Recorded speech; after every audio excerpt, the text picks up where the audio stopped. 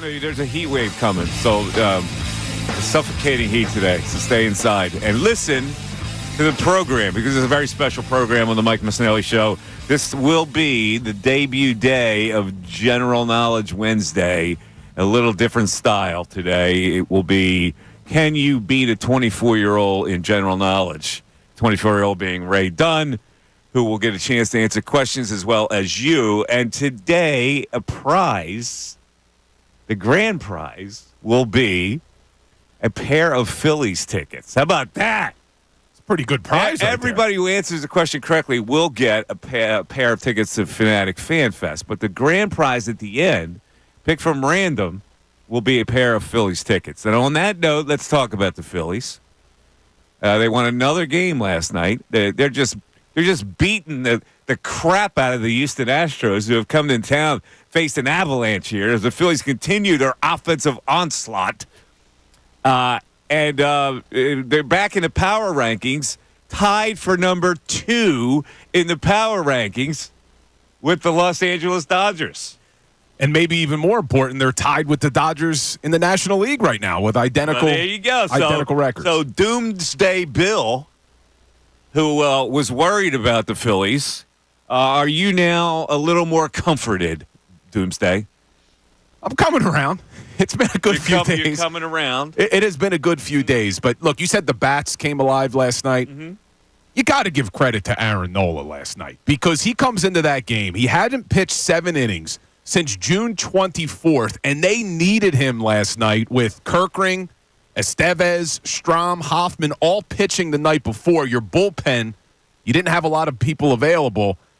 And not only does he go 7 innings, he goes 7 scoreless innings. Yeah.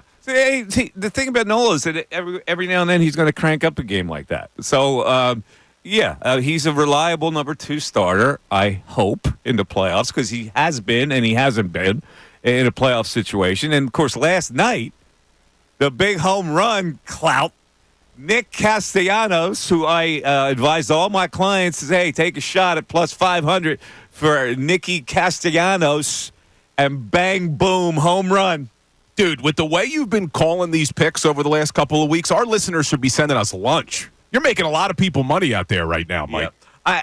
It's funny because I'm on the record not being that big of a fan of Castellanos, but he has been a really good hitter over the second half of the year, the All-Star break. He's hitting 296, 360, and 469 with 2 home runs and 10 RBIs in August.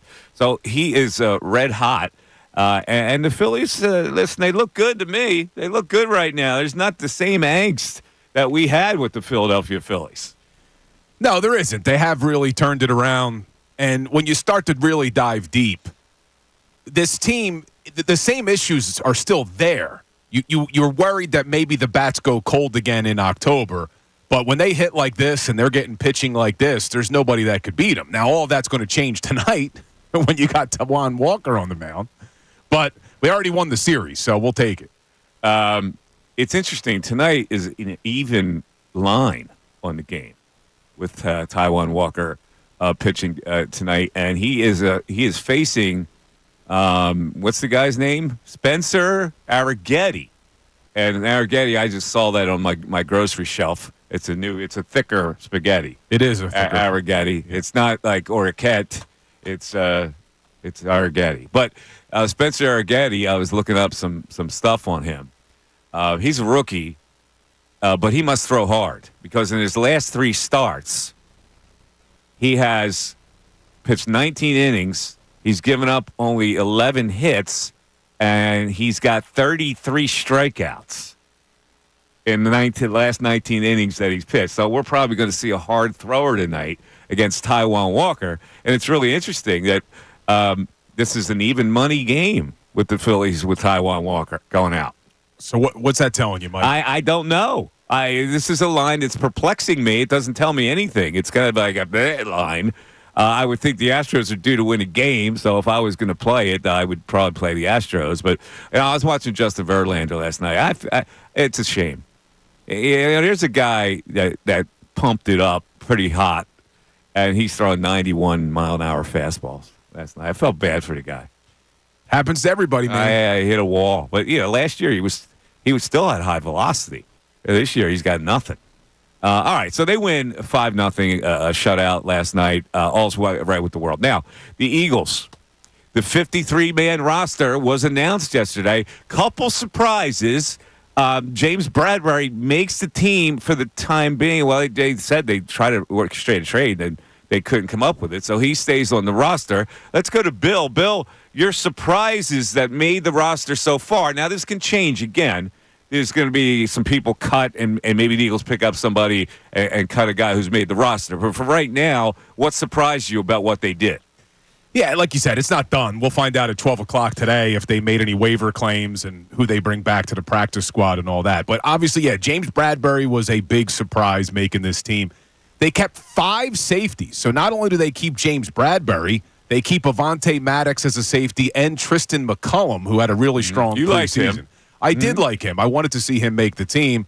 And then they keep 6 defensive or cornerbacks. So you have 11 defensive backs. That's a lot for this team. But I thought it was a surprise once they moved Aniyah Smith to IR. That opened up a roster spot for Paris Campbell, but he gets cut. So they only keep 5 wide receivers. That was interesting. I thought they would keep 10 offensive linemen. They only kept 9, and they cut their draft pick this year, Dylan McMahon. That was a little bit of a surprise. And then Thomas Booker makes the team as the 6th defensive tackle. I thought there was a strong chance Vic Fangio loves to rotate his D tackles that they would keep 6. But Thomas Booker, That's a shock. That's kind of a shock. Yeah, no one thought that when you started camp this year. So good job for him. Now the problem is if you're that 53rd person, you may not be on the team after today, even though you made it. Let's hear the brilliance that came out of the presser with Nick Sirianni sitting shotgun to Howie Roseman, general manager, who's explaining his decisions on James Bradbury. So let's first hear what Howie Roseman said on why they kept James Bradbury. James always has had really good football instincts. When you see him play safety every day here and see his ability to diagnose football instincts, for all of us, that's a transition. That's a different position than playing outside corner. He's got a skill set. It's a long season. We already know that he's had tremendous success in this league playing outside corner as well. And with the goals that we have for this football team, having a veteran player like that on the roster that we know we can rely on when called upon, we felt like it was important. Okay, and so now let's go to Nick Sirianni on keeping James Bradbury. Versatility, football IQ, yeah, same type of thing Howie's just talking about, and he's been a pro ever since he's come into this building. He's led by example. He's led with his play, and guys look up to him.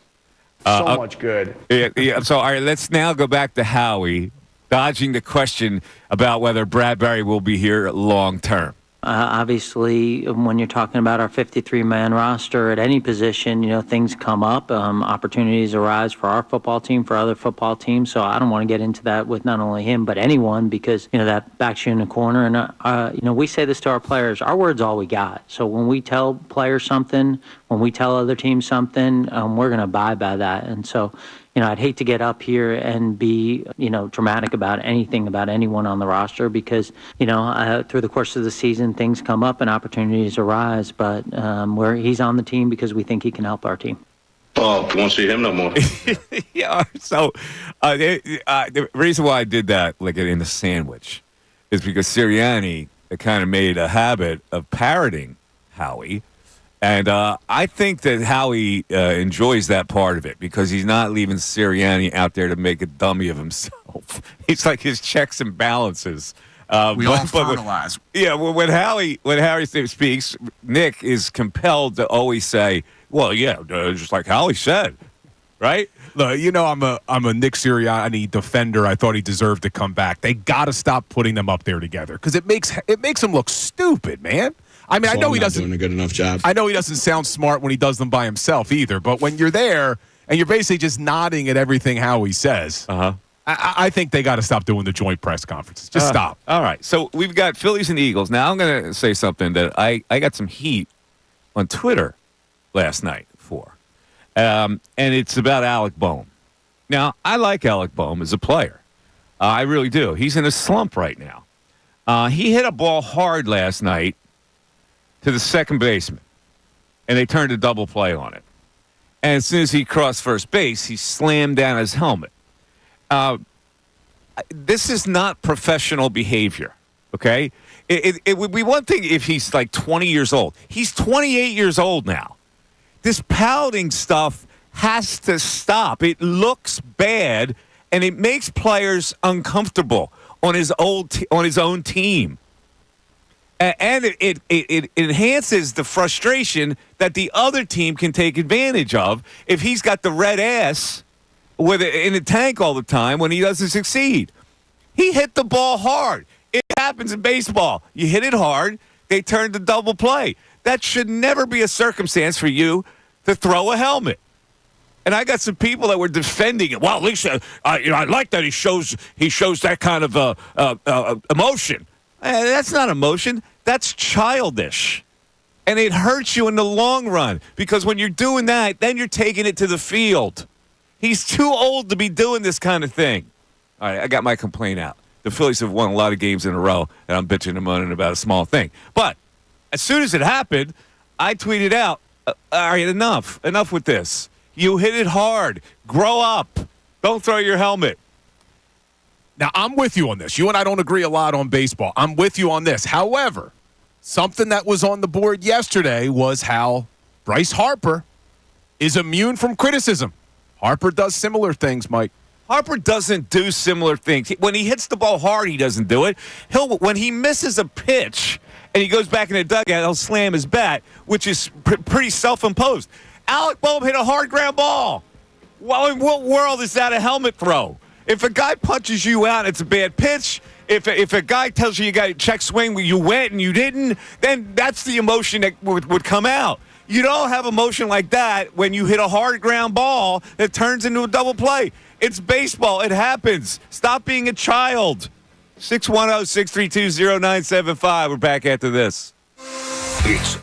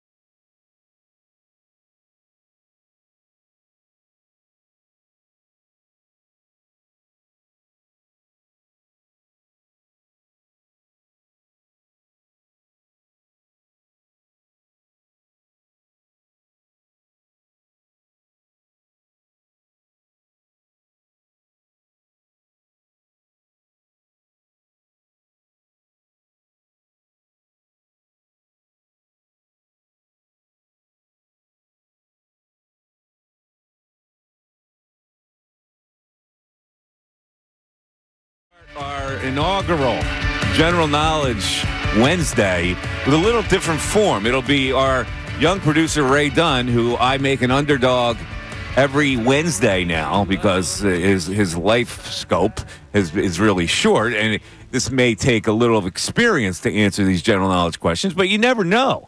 But the rules will be that Ray will get a chance to answer a question, then an audience member will get a chance to answer. Well, actually, we'll go to the audience first, and then we'll go to Ray. And if Ray doesn't know it, he's got 3 lifelines within the 2-hour period. We'll do it from 11 to 1 that he can ask Bill for help. And I don't know if how well that's going to work out either. But in any event, Phillies tickets will be the prize today. A pair of Phillies tickets. That's the main prize, and you get FanFest tickets if you get the question right. That is correct. But really, the grand prize is the bragging rights that you get. Because you get to say you were smarter than I don't know. I don't know about bragging rights over Phil's tickets. Yeah, be honest with you. The way it is now, I believe we have a date. Yes, Monday, September 9th game versus the Tampa Bay Rays. So there you go. You can carve out, you get the tickets early enough to carve out a chance to get down there, make arrangements to get down there. Probably good weather down there in September. Let me ask you, Mike, though. You said something right before we went to break. You talked about Nick Castellanos. Mm-hmm. How good of a hitter he's been. And you're right. The numbers show that he's been one of the most reliable hitters since May 18th. Am I wrong that I still don't trust this man? No, you're not wrong, because he could very easily hit a slump. We've seen that. But he's feeling himself right now. You know, he's saying he's got the explanation for why. He goes, I just see the ball and hit it. You know, he doesn't get overly technical, which I think is impossible not to get overly technical. I think that's just a thing to say. I think it explains a lot about him, though. Yeah, I think it does too. It does, but anybody who throws him a pitch that's like within the strike zone is foolish when you can use the outside part of the plate and get him to fish. But I'm sure these pitchers will make adjustments. He'll go back to being in a slump. Now, so last night, here's what I tweeted out after I saw the Alec Bohm play, and it's funny because the Phillies were winning at the time, and people don't want to hear anything negative, and they accuse me of being a get off my lawn type of guy, and I resent that. I gotta be honest with you, because I'm looking at the game and I'm going, that is inappropriate. And your own players don't like you to act like that. So I tweeted, come on, Alec, helmet slam? You hit it hard. Grow up. That's all I tweeted. Short, sweet, and to the point. We need the hammer sound? I was getting hammered by people. Yeah, I was getting hammered by people. And I was shocked by it. But I think anytime you take on one of your own players, people get their back hair up. So I got accused of being a hater. Let me see. What this one guy was really getting into me. Why don't you grow up? I'd like to see that kind of emotion with my players. And I go, yeah, I like to see emotion. Also, here's another guy, Nardo. I hope someone gets off Mike's lawn soon so he could yell at clouds, right? And then so this guy, Chris. You want him not to care? You're reaching. He's been frustrated for a while. I like the passion. What good does slamming a helmet down the first baseline do? That's passion? That's not passion. That's spoiled bradism. But Mike, he hit it hard to the second baseman. See, this is something we do in Philadelphia, though. We have the players we like and we have the players we don't. Uh-huh. They say that on the morning show a lot. And this is true because if Bryce Harper slammed his helmet on that exact play, I don't think you're saying that today. I don't think if Bryce Harper did the exact same thing that you would come in here and say Bryce Harper, unfortunately for the people who don't like this, has immunity from me. I made it clear yesterday or 2 days ago. There's a list of players that are immune to me. Alec Bohm has shown this kind of behavior for how long now? He's the team's biggest moper. And I like him. I'm not trying to criticize him as a player. I think he's a solid, good player. But it's childish what he does. I actually have less of a problem with the helmet slam, and it's more of that face that he has. Well, he makes what I'm talking about? Right, how about the face plus the helmet slam? Yeah, how do you like that? Well, I'm okay with the showing of emotion. Like, you get angry, You hit a ball hard, you throw the thing. What I don't like about him is what you saw the other night as well when he forgot how many outs there were. When you saw is when his face drops. He has that like droopy lip. This is the whole point of him. That the fact that he could forget how many outs means he's in his head about something else that is making him miserable. Grow up. He's not. The guy says, Mike, let him go. He's a kid. He's not a kid. He's 28. He's 28 years old. Do you know that? Yeah, people still think of him as He's not a kid. Yeah, I'm with you on the moping. I don't mind the helmet slam, but you're right. When you combine it all together, it's an issue. All right, let's get to another point where frustration got to a Philly last night, actually an ex-Philly. The color commentator for the TV broadcast, John Kruk, who went at a guy who criticized him for talking over the Castellano home run. Bill, detail this little Twitter beef for us. So Castellanos hits it off the bat. It's clearly a home run. And Kruk, doing what he does, says, yeah, as soon as it comes off the bat. Uh-huh. So somebody comes at him on Twitter. Another homer called by that idiot John Kruk, screaming yes during that, you fat bleep. So Kruk, that was too much for Kruk to handle. As the game is going on, he fires back at the guy, right? He fires back during the broadcast. Did I hurt your little feelings, or are you just a little butthurt? Then the guy comes back at him again. He screams yes during a home run, and I'm weird. Here comes the Philly freaks crying.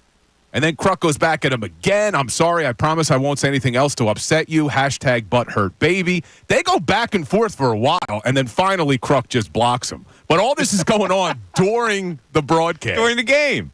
Now, Kruk's showing real emotion there. Yeah, he is. I actually like that kind of emotion. That's not a throw to helmet emotion. That's you creep.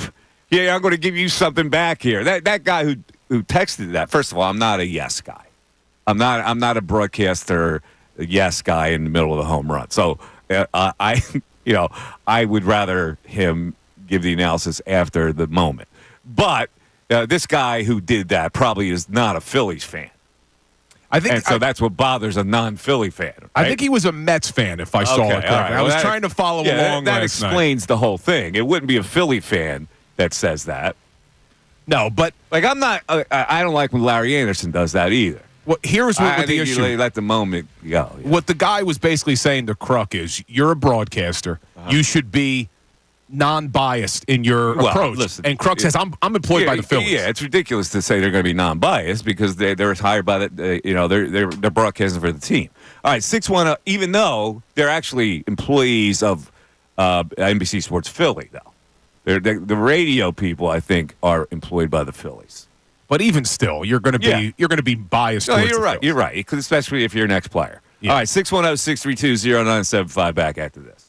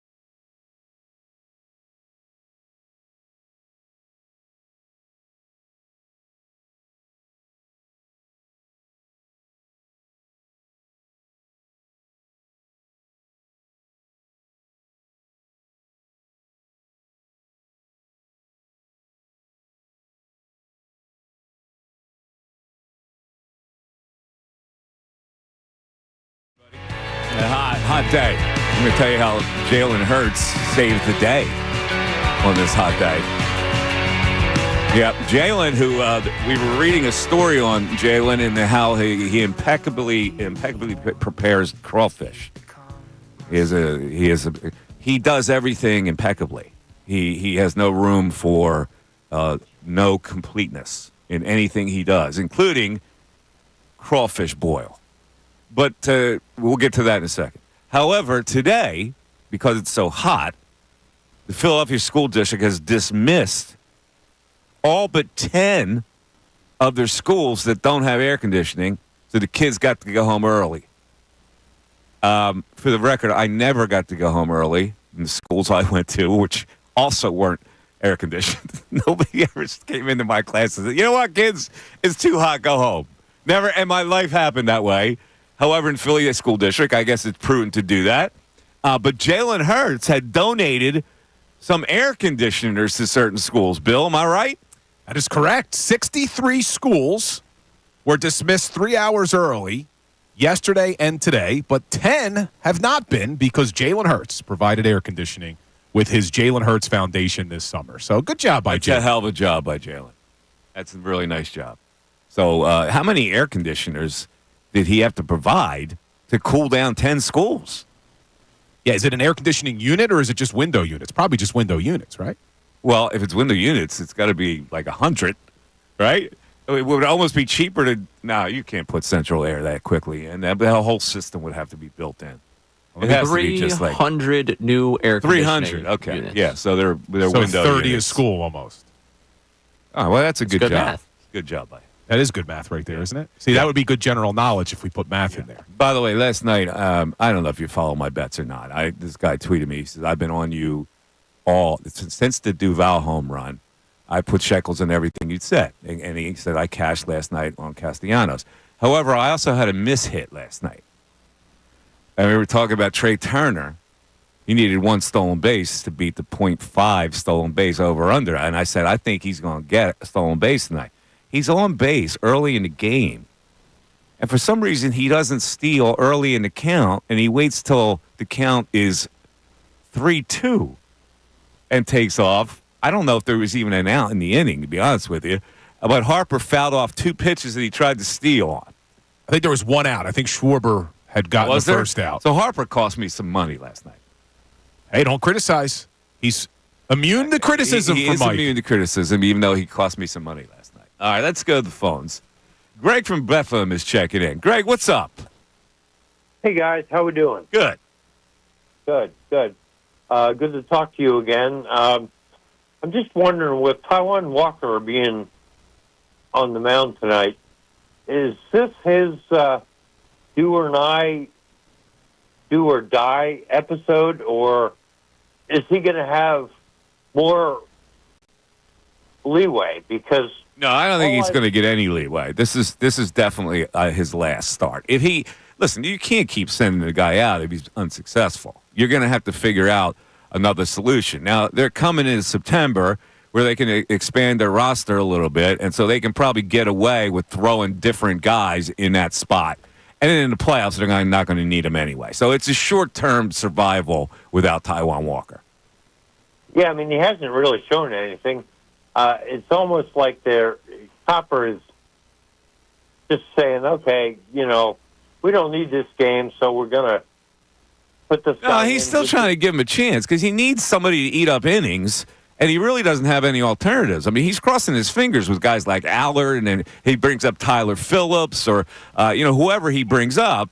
They're crossing their fingers. So they would like to see the Taiwan Walker give him 5 innings. Right.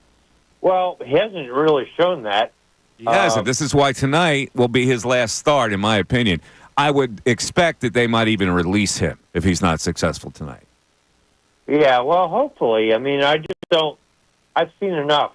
I mean, I would prefer that they give Phillips or Allard an opportunity because, they're young guys that can improve.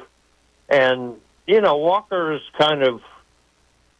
I think he's hit a wall physically. And yeah. his velocity tells me that. I don't need to be some pitching genius to figure that out. If he can't hit 94, which he has been used to hitting, then the splitter has to be he has to be successful throwing the splitter like 60% of the time, which is hard to command. No, he seems to figure out how to hit the center of the strike zone, no matter what pitch he's throwing. And it's a shame because I think the guy had some talent at one time, but well, he was. I don't know.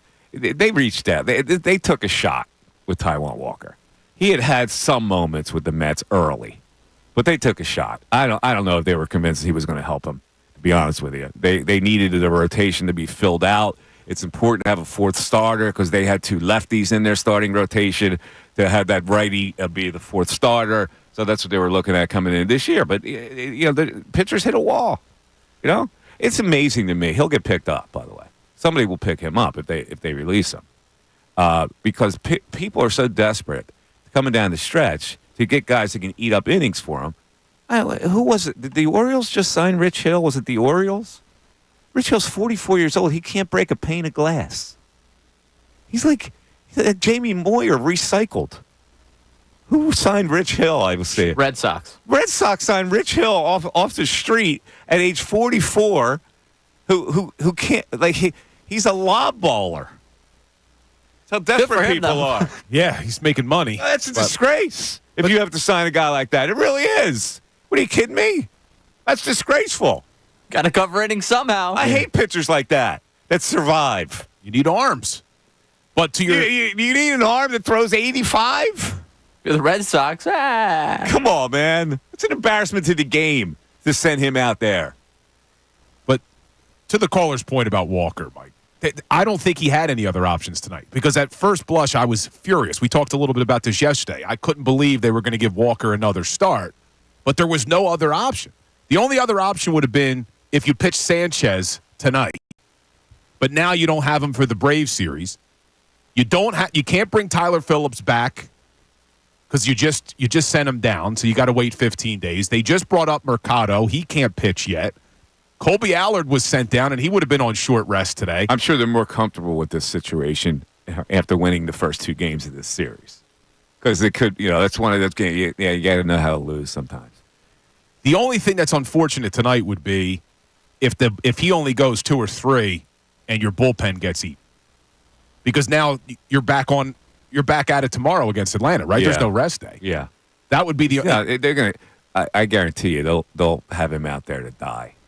Yeah. And this may be hit. They'll have him out there. If he gives up 10 hits, they'll still have him out there. He gives up a couple in the first. It's like, you know what? Yeah. Guess who's not going to be in a Phillies uniform for a while? Correct. You keep throwing pitches. Right. So we're going to milk you for all you got left. I'm not going to mess up my bullpen, and we're going to learn to lose this one. Yeah, the $18 million is going to be real nice in exchange for the 4 innings you have to gut out. Yeah, you're going to earn it today. But you look at his last 8. He only went 3 innings last time, then 4 2/3, 4, 4, 5 2/3, 5 2/3, 5, and then 6. He's got to go at least 5 tonight, right? No matter what.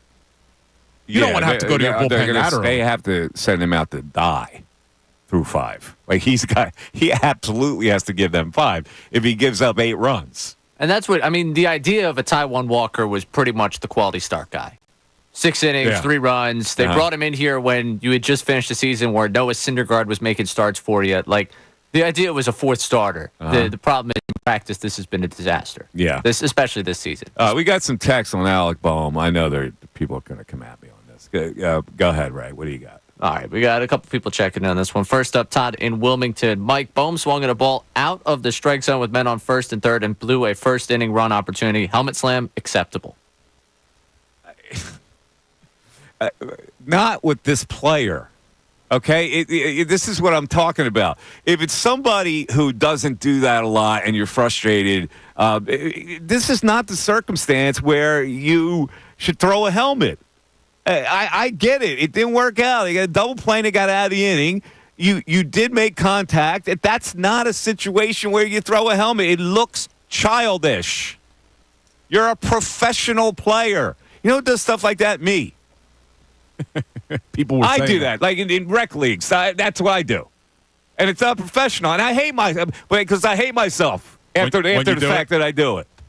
Emotion comes out. You're a professional. You're supposed to be beyond that kind of stuff. By the way, It really bugs me. Big news, Ray. We got some big news. Do you want the breaking news? No, we don't need the breaking news. 4-time Pro Bowl running back Dalvin Cook has officially signed with the Dallas Cowboys. Dun, dun, Yeah, that's no big deal. Not a big deal. No, they needed somebody, though. He's pretty much banged. They have an all-star backfield if it was 5 years ago. Oh, they would be stacked a few years ago, man. Loaded backfield. I was watching a video when he was with the Minnesota Vikings where a Vikings player was going around the locker room asking his teammates which the teammate their daughter would less like to date. Or would you would not want them to and date? everybody said. Unanimous. It was Diggs. Stephon Diggs. Stephon Diggs. Is he a bad guy? I don't know, man. But yeah, every single one of them said it.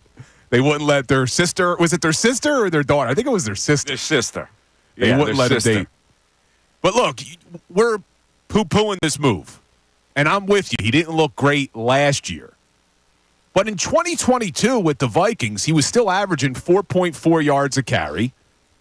He still had... You know what he is? He's a check casher. 39 catches, 295. That's all he is, a check casher at this point of his career. He's in the game just to cash a check. He's not as old as you would think, though. He's only 29. Yeah, but he... Which is 35 for a running back. Yeah, he's got dog miles on him. Yeah. Dog years. A lot of college miles, too, on him. Does this change your outlook on the Cowboys at all, Bill? No, but they needed another running back. So that was one of the things I was preaching with the Cowboys is they don't have a running game with just Ezekiel Elliott and that banged-up offensive line. That's something that Dak relies on. He needs to have a strong running game because they run a lot of that play action. Mm-hmm. Dalvin Cook is going to help them. I don't know if it's going to move the needle that much, but they certainly needed to do something like this. All right, here's how you get in, 610-622-0975. Now, Ray's a young kid, right? Ray, when you see Alec Bohm do that, how does that make you feel? As a surviving head case myself, frustrates me watching him do it. Frustrates you? Yeah. Last night... It looks bad, doesn't it? It does. I didn't enjoy it at all last night because it's almost expected at this point with him. Like, he grounds out, and as he's running up the line, I turned to the person next to me last night. I'm like, here comes the tantrum. And it happened. It keeps happening. It's just a continuous thing. It's not just this year. It's been the past couple of years. See, here's the thing. Like, you hit the ball right at somebody. In baseball, it happens regularly. You'll hit the ball right at somebody. Like, that's no reason to be frustrated. All that does is look bad. And the thing is that bothers me the most about this, outside really the optics, it's you can tell it carries and weighs on him. And that impacts performance going down the line. He's gotten worse. He's gotten worse over the years with this, hasn't he? I don't really recall him earlier in his career being like this pouty. When was the I hate this place? How many years ago? 2022, April 2022. Because he bounced back off the I hate this place thing pretty quickly. I don't understand this 28-year-old guy still moping around like he's. You can start to see Harper trying to get to him right now because he's clearly frustrated out there. And I've seen Harper. We all saw on Saturday night Harper consoling him while they're up 11-2. But the other day, it was Monday night, I was sitting up on the third base line. Bohm made a play after he got out at bat. Like the next half inning, made a solid defensive play. Him running to the dugout, Harper almost basically came to a stop, jogging the dugout, waited, and said something to Bohm and gave him a nice swift pat to like, hey, let's lock in. That's good leadership. It's good leadership from Harper, but should he need that at this point? No, he's 28. But I did see he struck out later in the game, and I expect, here it comes. He's going to slam this bat in the bat rack, but he didn't. So maybe he learned, or somebody said, "Yo, Holmes, you just can't carry that out the field with you." Yeah. Paco on the way back to the dugout said, "Yo, I'm completely okay with him showing emotion, meaning you're angry that something happened. It's the moping that continues." And I know it's a different sport, but could you imagine, because we've seen this before, Philadelphia Eagles win big, but A.J. Brown's on the sidelines and he's unhappy, and he's being consoled by the quarterback. All we heard was A.J. Brown's a diva, A.J. Brown's a diva. Alec Bohm, you're winning a game 11-2, and you literally are sitting there almost crying in the dugout, and Bryce Harper has to put his arm around you and whisper in your ear. Yeah, listen, it's a small thing, and people are going to hear this and say, You guys are yelling at clouds. And all right, if that's the way you want to look at it, I look at it like baseball. Like professionals don't do stuff like that. Bryce Harper yelling at a guy who told him he swung on a check swing ignited him that one. But that's frustration because you didn't control the result. You control the result. All right, you hit it to the second baseman. All right, next time, maybe you hit it hard, it finds a hole. I don't get that behavior from professionals. And the comparison to Bryce Harper at a younger stage of his career with the Nationals, we saw stuff like this. Oh, yeah. But he has grown so much out of it. His frustration's taken in a different light right now because he's grown out of that kind of mode. It's just uncomfortable to watch that kind of stuff. I just worry about it's him taking it out there with him. I'm telling you, it's uncomfortable for teammates to watch that kind of stuff. Talking about uncomfortable, I'm sorry to change the subject here. No, Bill, you're perfect at this. No, you're like Mr. Segue into a new. No, Mike, you're gonna like this one. There's an uncomfortable chat going on in our YouTube chat. Oh, right really? now. About this? No. So one of our YouTube followers who hasn't been here in a while is explaining why he hasn't been here in a while. Is that he's busy moving because he caught his girlfriend with the neighbor, and now he's out. Oh God! You could have saved that. My God! You could have saved that whole premise for another time. I couldn't. We're hot and bothered here talking about Alec Bohm. You come in with the girlfriend thing. I can't believe this. You could have saved that for the 11 o'clock hour, Bill. It's happening right now in the YouTube chat. I couldn't save it. I'm on the edge of my seat trying to find out what happened with Ed. All right, so explain what's going on here. Go ahead. People are saying it's good to see you. He responds, I've been busy moving, getting an apartment. And then he goes on to say. This is on our YouTube chat? On our YouTube chat. While we're talking about these important issues like Alec Bohm throwing a helmet, this is what's going on YouTube? Exactly. Well, we got to stop this stuff. All right, go ahead. And then he says, I caught my girl with the neighbor, so I'm out. I can forgive her once, but not a second time. So now this is the second time it's happened. I don't know what's going on. I'm sorry. Someone's saying Alec Bohm may be the neighbor. That's what someone said in the chat. No, that's not true. That's not true.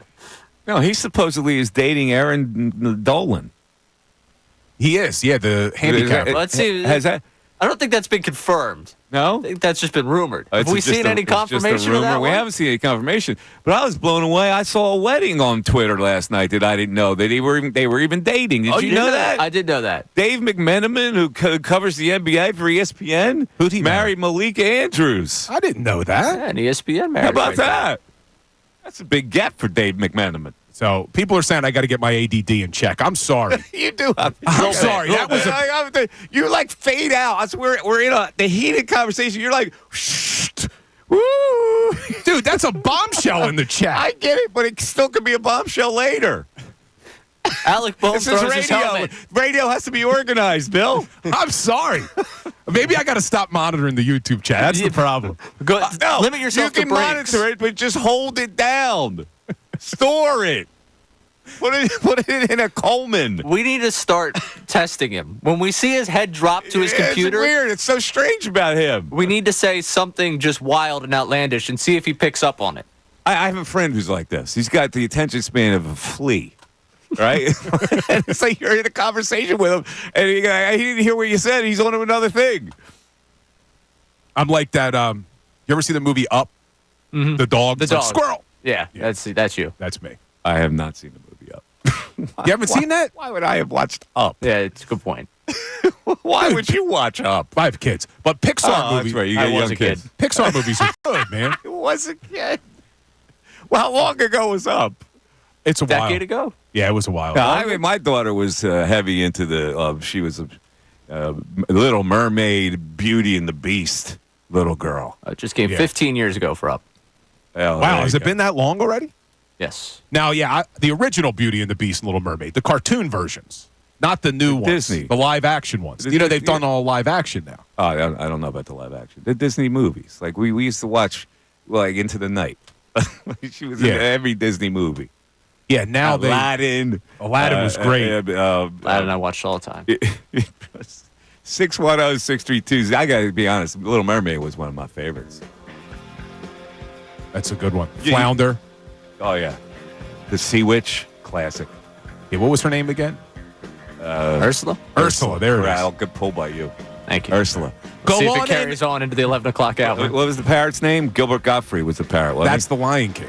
Oh, that's the Lion King. You're talking about the crab. That was the Go other on one. in, That kiss was the me other good. one we watched. It's in a loop in my head. 610-632-0975. All right, folks.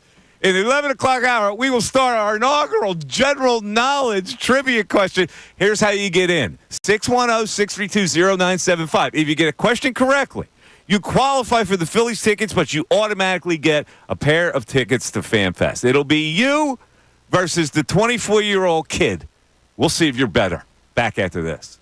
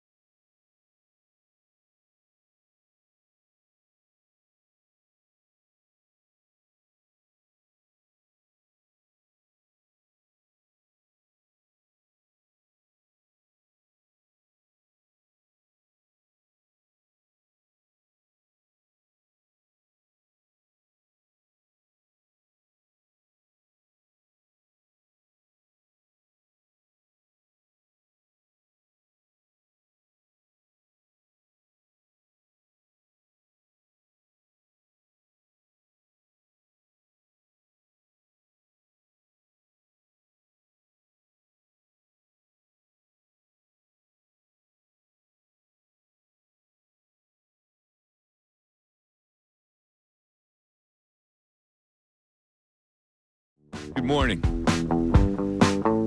It is the beginning of a new era of General Knowledge Wednesday. Now, to be eligible for the Phillies tickets, our grand prize, but also tickets to attend FanFest coming up in September here at 97.5 The Fanatic, you must be a telephone caller. And here's how you get in. It's 610-632-0975. So let me just give you a synopsis of what we talked about in our first hour in rapid fire. Eagles make the cut down to get to a final 53, and James Bradbury, for the time being, makes the roster. The Phils shut out the Astros last night, and they are back in the power rankings to tie for second with the Los Angeles Dodgers, with the New York Yankees behind the Los Angeles Dodgers, but that still puts them in a top 2 seed. Castellanos home run at plus 500 if you bet it, and Alec Bohm pouting again. Anything else happened except this feud on YouTube, Bill, where a guy said his girlfriend cheated with the neighbor? That's it for now. Now there's a debate about the best Disney movies because, of course, that came up. All right, so what a transition. Yeah, let me move into this realm with the Eagles quarterback. There is a really big story on Jalen Hurts on Anscape, and it is a detailed story about how he is such a perfectionist. And he says in this story, it's a mentality. You definitely want to push for that. And I think in the ways you do that, you do it by how you prepare and what you prepare on. He does this in every part of his life, including the preparation of his favorite crawfish. He will not eat crawfish that is not prepared either by himself or his father. And he was asked to examine a batch of crawfish that he kind of crinkled his nose at for a certain reason. So if you can attach the dots here, he's a perfectionist with football, with crawfish, probably with anything else in his life. And that leads us to the question of whether maybe he's too tightly wound as an Eagle quarterback. That's the bigger issue here. But can we hear Jalen Hurts talk about the crawfish? Ray. Do we have that clip, Ray? Do we have No, we don't. We don't have the clip. He's pulling it now. Sean's pulling it now. Okay. All right. In any event, he talks about crawfish, and there was a flaw in the crawfish that was prepared that he was asked to look at. We're going to play that clip. Which was? We're going to play the clip coming up. It's broccoli. There was broccoli is an issue. But this is by far the most open I have ever heard Jalen Hurts talk about anything since he's been the quarterback of the Philadelphia Eagles, and it's about crawfish. He actually says that if he was going to do something else, he would open up a crawfish restaurant. Yeah, listen, I am reluctant to eat meatballs that aren't prepared by me or a family member. I used to be that way. That's indigenous in Italians. Yes, I used to be that way. Either it had to be my grandmother's. Uh-huh. But I ventured out. There are a lot of places with good meatballs. Now, do you go the pork, veal, and beef? You do the 3? Sometimes. So I think that's a violation if you don't do it every time. Because the reason why I don't do it every time is that when I make a Sunday gravy, I put pork in it. So I'll go completely beef on the meatballs, and then I'll have sausage. Now, one of the things my grandmom always threw in the gravy, because my grandfather loved it, Pork chop? hard-boiled egg. Oh, God. God, well, Italians are so freaking weird. Yeah, hard-boiled egg. Hard-boiled egg? And For what reason? Actually, There is no reason to put a hard-boiled egg in Sunday gravy. take the shell off, and she would drop it in. And there would always be braciole in there. Well, braciole is a tremendous addition, but it takes a long time to make. Sausage, meatball, braciole. But the meatballs are always pork, veal, And egg. Oh. Now, if I have my grandma I got Eleanor, to criticize that. Like, my grandma Ellie, who we've played her, she actually she called me again last night. she did, and did you answer? No, she left me a voicemail. If I had her make meatballs, you wouldn't eat them because you only eat your own. She's got the best meatballs going. I would like if it was your grandmother, I would eat it. Now, people, if I went to like a party and it was the family was Medigans, I would be You'd be Because reluctant. Chances are that meatball's going to be hard. Yes. Am I right? Yes. Like a Wawa meatball, I could play ping pong with. No, all due respect to Wawa, but people that go in there and get the meatball. With all due respect. Oh, really? With, people that go in there and get the meatball sub, I have to wonder. Like, there's so many other things you can get in Wawa that wouldn't be a meatball sub. All right, my mom just texted me. Oh, she did. She's mad now because I didn't say her meatballs. I said my grandmother's. Your grandmother's. Yeah, well. My mom used to try to trick me, It's a Mike. family issue. She used to try to tell me they were my grandmom's. I could tell in one bite. You know what I'm talking about. Yeah, of course. So you don't do the Wawa meatballs? No, I don't. No, I do a lot of other things in Wawa, but I will not do the Wawa meatball. That is a violation. Any place besides your meatballs that you like? Anywhere out? No, I don't normally order a meatball sandwich anywhere. That's fair. Yeah, it's just all right. So Hurts' strive for perfection is from all the hard work he puts in, and he goes by his favorite Bible verse, which is John 13:7. I'm sure as a Catholic you're aware of that. Well, I'm aware of it because I read the article. 13:7. It's Jesus replied, "You do not realize now what I'm doing, but later you will understand." So this trainer that worked with him in college says that's the foundation of who he is for a person. As a person, working now for the results you will see later. Now, let me ask you this general question here on General Knowledge Wednesday. Do you believe, this is a hard question, do you believe that Jalen Hurts is too serious about himself? You know, if you would have asked me that 2 years ago, I would have said no. But last season, when they were 10-1 and Jalen had the demeanor that he had, it was the wrong way to approach trying to overcome the Super Bowl hangover. It became too much. There was too much of a strive for perfection. Remember, even when they were winning, the standard is the standard. Yes. And then he flips that towards the end of the season. Well, when did winning not become the main thing? Well, you made it not the main thing because of his strive for perfection. And they do talk about that in this article. And the same guy that you were just referring to says, I truly believe that perfection for him will be, because he had the taste of the Super Bowl, a Super Bowl win. He wants the championship. He wants to win. I believe he wants to win. I believe he is ultra competitive, and I believe he has been coached that way. But in a way, I think he's been overcoached. I think he's been overcoached to the point where it stifles him rather than helps him. Now, I don't, listen, that will play out. A lot of people have absolutely no problems with a serious quarterback, as serious as this guy is. I have never, ever seen a player as serious as this guy in all the years that I've covered Philly sports. He is the most serious guy that I've ever seen, to the point where sometimes I don't believe it's a human being. This guy's AI. That's the funny thing that makes me chuckle. Yeah, well, hopefully you chuckle a little bit on the field every now and then. What you say that?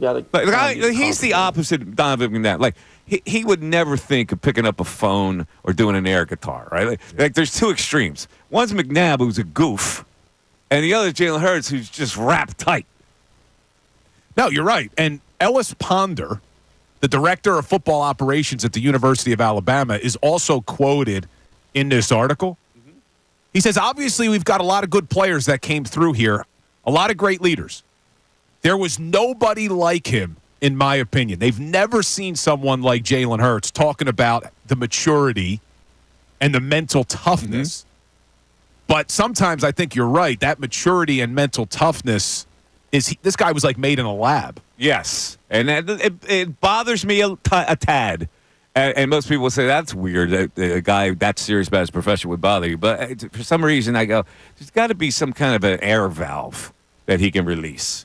You know? You're not the only one. Look, we saw all the reports that came out from the Eagles last year. They wanted to see him change as a leader a little bit, relate to his teammates a little bit more. Exactly. All right, now let's hear him with the crawfish. We got the crawfish clip. Here we go.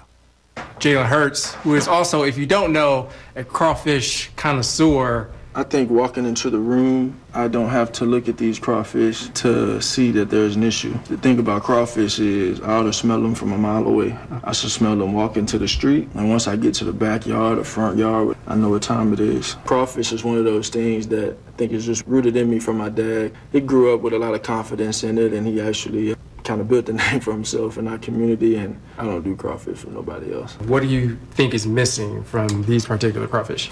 Well, we got broccoli in the crawfish. That's the first no-no? That's problem number one. Okay. A nice color. When you cook crawfish, you want it to be filling. You know, you can have some shrimp, you can have some potatoes, you can have corn. Get down south, you have turkey necks, neck bones. These days, I know people that just try and throw anything in there. My dad throw chicken wings in there. Can you say your recipe, or is that like a hidden family secret? I would say this, if they're not clean, then you can put all the nice things in there, all these fancy seasonings in there, but if they're dirty crawfish, they won't amount to anything. How much money would it take for you to eat someone else's crawfish? There's a price. You know, when you asked me that, the first thing that came to my head was like, what would it take to like open up a restaurant, like something like that? Like, it's a real thing, it's a passionate thing, and maybe one day I'll open up a crawfish restaurant or something like that to give everybody an experience. Nothing but crawfish, it would be called. That's a good name, right? Or the crawfish hurts so good. Now, do you eat crawfish? I've had them. Yeah. I've had them before. It's basically just a little tail. You break it off, unless you're sucking the brains, which a lot of people like to do with crawfish. Yeah, I don't think I could could do brains. Nah, I don't think I could do the brains. No, right? You're crawfish man. You just gotta break them. You get the tail. That's how you. I eat would the try crawfish. them. I've never had them and then before. you suck the brine, the salty brine of the head. But there you go. He had some preparation problems with the broccoli in the crawfish boil. That's a no-go for him. You can put potatoes in it. You can throw some shrimp. Even some chicken wings. His father used to throw in. Chicken wings. That one's interesting. Give it a little flavor. Give that boil a little flavor. He's not wrong, though, with having to see them cleaned. Yeah, how do you clean a crawfish? Do you turn it on his belly and scrub it with a brush? Like, how do you do that? You can't break it open like a crab. I don't know how you do it. How do you clean it? You put it underwater? 6-1. We need a crawfish expert. 610-622-0975. We also need some callers for General Knowledge Wednesday. Ray versus the audience. The audience will get the first serve. That's coming up.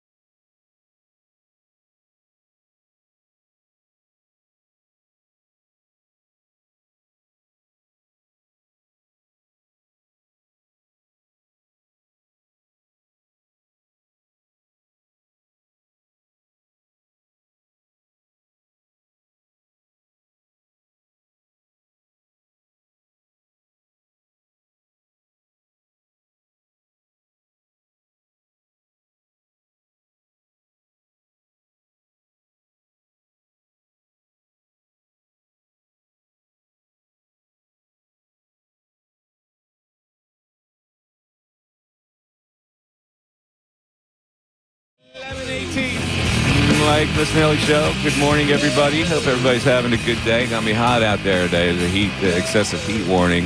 Philadelphia school districts have been dismissed. All except the ones that Jalen Hurts donated a lot of air conditioners. So shout out to Jalen.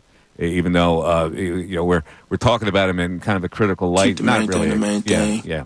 Not a critical light, but he's a very serious cat, man. I've never seen anybody as serious. Maybe Utley was like this, but I can't think of anybody else. What was Utley? Utley was serious publicly. Do you think he was that serious behind the scenes? Where I feel like Jalen's like this, even with his teammates. I was in that clubhouse a lot, and he never talked. I never saw him talk. And guys would walk around him like, yeah, that's just Chase. He's, what we see from Chase, we see on the field. Yeah. And all right, so General Knowledge Wednesday. A lot of people online now on the telephone lines. So the first serve will go to the caller on this, and you can call in and discuss.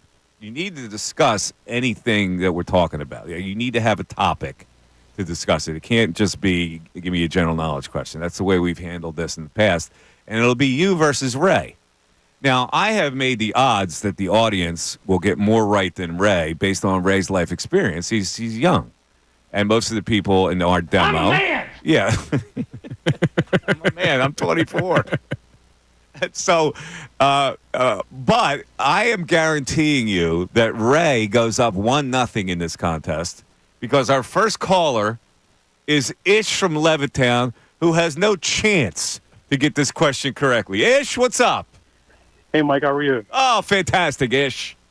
Okay. No, I used to do good in general knowledge back when you had your show. You did? Ago. All right. I'm betting against you here. I'm betting that Ray goes up 1-0 here, Ish. Well, we're going to give you a minus point for whatever crazy point you're going to make. Yeah. Go ahead with your crazy point. I have two. First, I want to talk about Taiwan Walker, but then first I want to bring up the Meatballs situation. Oh, okay. Great meatball that I ever had was from the dollar store, microwavable. It was, I think it's called like. I told you, minus points. You would be wrong, but that's okay. Come on, Ish. Okay, and then Taiwan Walker, I would put him in a bullpen at this point. I think he would actually do better instead of being the starter. Yeah, he wouldn't. The only bullpen role he would have is if some starter gets racked early, and that wouldn't be good for the Phillies either. He would only be a 4th or 5th inning pitcher in the bullpen. Yeah, and I think for the playoffs, I think he'll do. He's got no chance to even hold a baseball in the playoffs. None. But his velocity is hitting 91. He still have with 90-ish. You could hit 91. They didn't trust him last year. They're certainly not going to trust him this year. Come on, Ish. All right, I compared to Jamie when we had. Jamie Moyer shot is through 82, and the reason why he was effective is nobody ever saw 82. All right, so let's get to your general knowledge answer, so we can get this over with. What food is sometimes called the French version of a pancake? French berry pancakes. No, this one's so easy. French what pancake? Berry. French berry pancake? That would be incorrect. There you go. Ray has the buzzer out. Yes, nice. That's what we used to do with the buzzer. This is an easy one, I didn't even tell him. He doesn't get this question. Ray doesn't get this question. Oh, is it over? Ray gets another question. So can I answer it? Go ahead. What do you want to? You want to show Ray that you're a good lifeline? Yeah, I'm trying to prove myself. Ahead, go. What is it? I believe the correct pronunciation is crepe. It's crepe is correct. All right. So Ray, unfortunately, you do not get this question. That's okay. Here is your question. Chance to go up 1-0 now. What country is 2,600 miles long, but less than 220 miles in width? 200. Oh. South America? So oh my. What's that country? Name that country. Chile? Correctamundo! There you go, Ray. That's right. You guys want those Phillies tickets today? I said Ray's going up 1-0. Chile is correct. And he was he's zeroed in on South America. I don't know. Maybe I've underrated Ray. Pretty It good, is possible that I've underrated Ray. I would say no. So the audience does not get the first stab at the FanFest tickets, and they are now behind 0-1. Again, the audience has to win this to be eligible for the Phillies tickets. A right answer gets you FanFest tickets, but yes, you got to win the whole thing. That is correct, because the winners at the end, if they win, which I predict they will be picked at random for the Phillies tickets against the Tampa Bay Rays. September, 8th? 9th, I think. September 9th, a Monday night. All right, let's go to Dom on a cell. Dom, you're on 97.5 The Fanatic. Dom? Gentlemen, how are we today? How you doing, Dom? I'm doing all right. As the self-proclaimed conductor of the Nick Castellanos hate bandwagon, I have to admit the man's playing very well. Yes, he is. Now, why did you hate him? Why did you hate him? Because I hate his approach. As a baseball guy, I hate his approach. I hate the way he chases. I hate the way he gets to the mound, and then he chases after that, too. Yeah. Now, if you get into a good hitter's count and you're aggressive and you chase, then, yeah, okay, I like the aggressive. But he gets into bad hitters counts all the time, and I can't stand it. So we'll see what happens in the playoffs. I don't think he's come through in the playoffs because of those facts right there. But I got to say, Mike, I think you are dead wrong on Alec Bohm. Okay. I apologize. Yeah, I apologize for saying that, but I No, you don't have to apologize. People are ripping me apart for saying it. 3 years ago, Alec Bohm didn't care about this thing. Alec Bohm was mentally checked out. And now he's passionate, fired up, and he's a leader on this club. So I'll take this childish behavior because it shows me he actually cares about being in Philly. Oh, come on, man. Childish behavior means you care about being in Philly? Well, It's unprofessional behavior, dude. Why can't you be proud of playing in Philly and not do that? Well, if you're going to say it's unprofessional behavior for Bohm, you can't give a pass to Harper or anybody else who does it. I can give a pass to Harper because he's an accomplished Major League star player. And Dom, Bohm mopes, though. That's the difference for me. It's not just the emotion of slamming the helmet. It's the moping and the needing to be consoled by other players in the clubhouse. I get that. Nobody can have the kind of face that you got, Bill. He's just got a moping face. No, he mopes. He lets it wear on him, and that's not good. It rubs off of your teammates when you have faces like that. But don't you say they're professionals? The professionals don't do stuff like that. When you hit a hard ground ball to second base, turns into a double play, professionals don't slam a helmet. If a guy calls you out on a check swing and it's wrong, then you slam a helmet. That's frustration. I know a lot of Hall of Famers who slammed helmets. Yeah, who was that? Barry Bonds would slam helmets. Oh, stop. Barry Bonds didn't slam helmets. Stop it. You can stop trying to con me. All right, Dom, here's your general knowledge question. Yeah. This is a football question. Top-ranked NFL players of the 2020s. These are the players that have most been highly ranked by their fellow players in annual polls from 2020 to 2024. Who was the highest-ranked cornerback, according to the players, the peers, in this era of 2020 to 2024? Got to be Patrick Mahomes, right? Cornerback. Cornerback. Cornerback, yes. Quarterback. God, geez. I can't believe. I have no idea. Oh, the audience pulls a Ziggy again. Who was it, Bill? Is it Patrick Ramsey? It's Jalen Ramsey. Oh, what'd I say? Patrick Ramsey. Idiot. Jalen Ramsey. Jalen Ramsey, right of course. Pew in the right church, the wrong pew. Yeah, got his name wrong. Jalen Ramsey was the highest-rated cornerback by his peers over 2020 to 2024.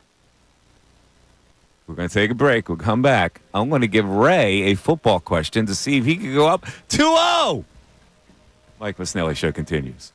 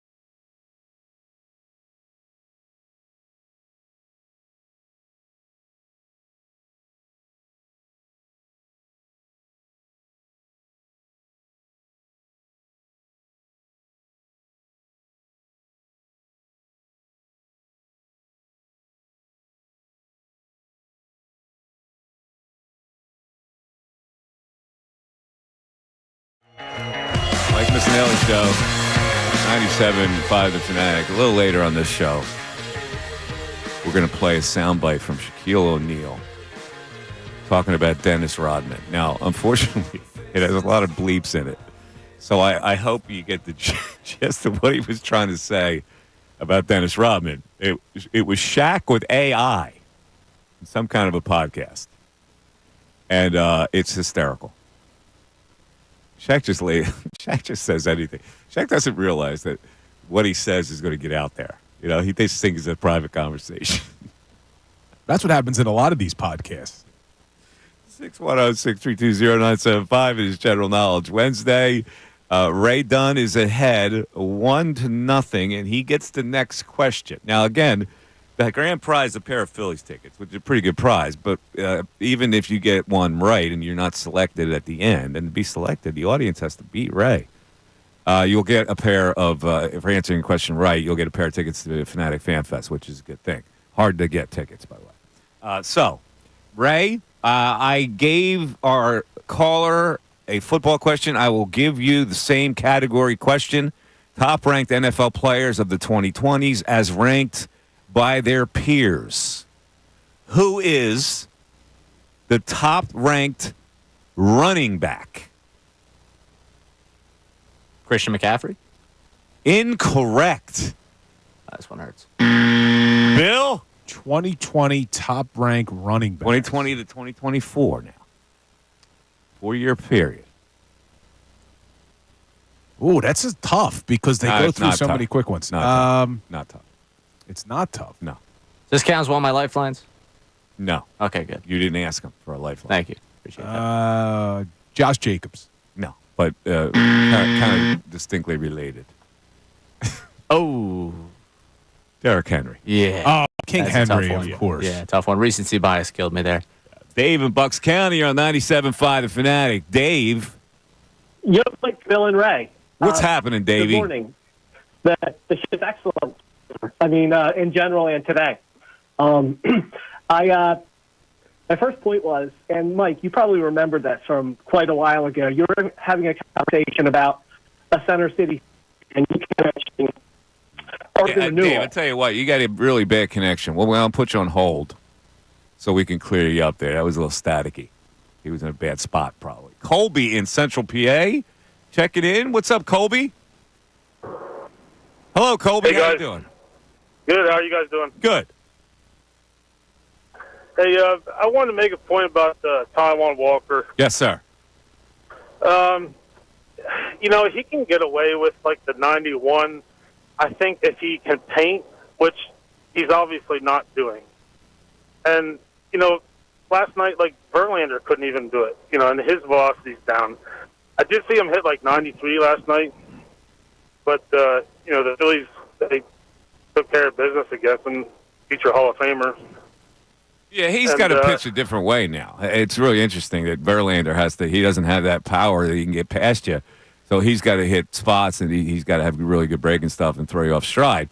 Taiwan Walker's got one out pitch, and it's the splitter. But you're right. He has to command the fastball on the edges to make that splitter effective, and I don't think that he can do it. Right. Yeah, I'll agree. So I don't see where there's a place for him unless tonight he gives them 6 innings, 4 runs, and they hit. And then it preserves them. But if he has another bad outing, they cannot send him out again. Yeah, I don't want to see him go to the bullpen either. I mean, yeah, that's the have peril. a place right now. He can't pitch in the bullpen. They would have to release him. Right. And what's the timeline on Turnbull?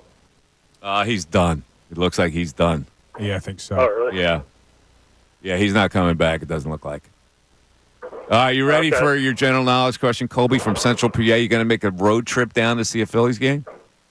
Yeah, sure. All right, here's your question. This is a history question. What came first? So you have a 50-50 chance of answering this question. What came first on Earth? Flowers or insects? Flowers. That would be incorrect. Man. The audience is not broken through. We need some audience heroes here to get on the board. I have made the audience the favorite. I'm looking like a fool right now. That was a tough one. You think that was tough? I mean, well, you got a 50-50 shot. chance there. All right, it's time for Ray. Ray, are you prepared? As much as I can be. Okay. Ray, here's your question. Australia has 2 national animals. One is the kangaroo. What is the other one? Koala bear. That would be incorrect, Ray. Oh. That was a good guess. It is the emu. Oh, come on. The emu. Ah, it's ridiculous. The emu. Emu and Doug. Wait, the emu, is that the one that looks like an ostrich? It's on the commercial. What is it? What's that insurance commercial? Which one is that? Yes. Emu and Doug. It's an insurance commercial. Yeah, it's doing so well, making us remember the company. It's actually not a bad commercial. The emu's a star in that commercial with Doofus Doug. I kind of like it. But we don't remember who it was for. Liberty Mutual. Liberty Mutual. There That's it right. is. Liberty. And that's the same one where the guy comes up with Liberty Bibbity. Yeah. Right? the lunkhead actor. Yeah. It's got a Jerry in Burlington. Jerry, you're on 97.5 The Fanatic. How you doing, Mikey Miss, man? Glad to see you back. What's brother. up, Jerry? How you feeling? I'm feeling great. I'm Good. feeling Awesome. Got to talk to you, man. Yes, sir. Meatballs. Yeah. Come on, brother. Come on, Paisan. Beef, pork, veal. I'm with you, Well, Jerry. No, I didn't say I didn't do that. I do that. But when I add pork, in order to let the pork stand on its own, I'll go beef with the meatball, pork with the sausage. I'm with you, Jerry. I think meatballs always have to be pork, veal, beef. Yep. Got that. Some ricotta cheese on the inside. Mix it up. Ricotta cheese. What the hell kind of meatballs are you people making? Locatell. You put locatell in, fry it up a little bit. Oh, locatell. Oh, okay. I just say you put a soft cheese in your meatball here? Oh, hell no, man. Come on. I'm a All right. You had a misnomer there early. Yeah, I did. Okay. Locatella. All right. I got you. I can't remember. Yeah. Absolutely. You put cheese in the meatballs. Either nice Romano, freshly grated. Yeah. Right. I hear you. I got you. Like hockey pucks? Absolutely. And here's the thing people don't know about meatballs. A lot of people roll them tight. Can't roll them tight. You got to treat them like it's a little bird in your hand. You got to treat it like a baby. Is that something you're used to? Like a baby. That's right. correct. All right. All right. Time for general knowledge, Jerry. A chance for you to break through. Okay. And we go back to the general knowledge category. And I'll give you this question. What is the typical method of execution in Saudi Arabia? Beheading. Correct. Wow. Oh, man. Hold on a second. We got our guy, Jerry, who broke through. Jerry from Burlington. We'll get his information. Another correct answer. Well, the first correct answer by the audience. So we are tied at 1. It's a great call by Jerry. At this point. That is pretty good. Off with the head. Alice in Wonderland. Have you ever seen that done like on a newsreel? Where they used to do it with the guillotine? Oh, man. That's a rough way to go. Well, maybe it's not a rough way. Quick. It is quick. Would you rather go that way or by firing squad? I don't know. I don't know. Both sound pretty unfortunate. That's pretty bad, either one. Yeah. But they're quick, both of them, right? Yeah, well. You would hope. Depends on the firing squad. Yeah, the firing squad probably is not as quick as the guillotine. Although, I don't know. Does the body stay alive for a little bit? That's the chicken. Oh, that's the chicken? It's not a human? Chicken. No, not the human. You really? I think it's the you chicken. didn't get a twitch in your leg or anything? I think it's the chicken. I'm almost positive. Well, the chicken, chicken, you can run around like a chicken with your head cut off. Yeah. But I'm just saying that, like, do you automatically die when the head is cut off, or does the body stay alive for like 10 seconds? That's the question. And I don't have a good answer for that one if you want to put that one down for the This is a very audience. morbid topic here. Yeah. That we're talking about. Probably instantaneous. It's probably instantaneous. All right. Let's go to Matt in Northeast. Matt, you're on 97.5 The Fanatic. What's up, Matt? Hey, what's up, Mike? How you doing? Good, man. How you doing? Good, good. Just wanted to comment real quick. I didn't hear the whole conversation when you were talking about the meatballs from Wawa. Yeah, listen, they have to process it quickly, right? But if you come from an Italian family, the Wawa meatball is like, it's like a Super Bowl. If you remember the Super Bowls back in the day. Yeah, so they're a little hard, those meatballs. Yeah, I tried their meatball sub for the first time last year. Yeah. During football season, and it was probably the best meatball sub I've ever had. Dude. And the girl I was with told me to throw some sun chips in that sandwich. Oh my! Made it even better. Dude, you're like ishing me here. Yeah. But the best meatballs, if you go into Astoria, Queens ever, there's an Italian spot on 30th Ave. Their duck meatballs, phenomenal. Yeah, I don't do the duck. I'm not doing a duck meatball. I do a traditional meatball. Come on, Matt. What are we talking about here? Cool, Are you trying to josh me with this Wawa meatball? No. I'm trying to get you to try. No. I have tried a Wawa meatball. There are a lot of things that I enjoy from Wawa. Meatball ain't one of them. I'm thinking Matt from the Northeast. This isn't from South Philly. You know what I mean? This is a different taste buds. Yeah. All right. I'm not in Northeast. I'm in North Jersey. I'm actually right outside. Oh, you're in North Jersey guy. Oh, okay. So all we right. don't have too many Wawas up here, like you guys do down there. But so yeah, I haven't tried a bunch of things, but the meatball sub, definitely after a late night, it's a good time. Yeah, dude. All right. Here's your general knowledge question. Yes, he's laughing. All right. In history, what came first? Was it baseball or golf? Ooh. I'm going to go with baseball. That would be incorrect. Yeah, that one was an easy one. Yeah, baseball started in the 1800s. Golf was invented in the 1400s. Yeah, golf definitely. All right, so we have a tie, 1-1, and here's a chance for Ray to go ahead. All right, Ray. Top-ranked NFL players between 2020 and 2024. Who was the top-rated defensive end by the players along those years?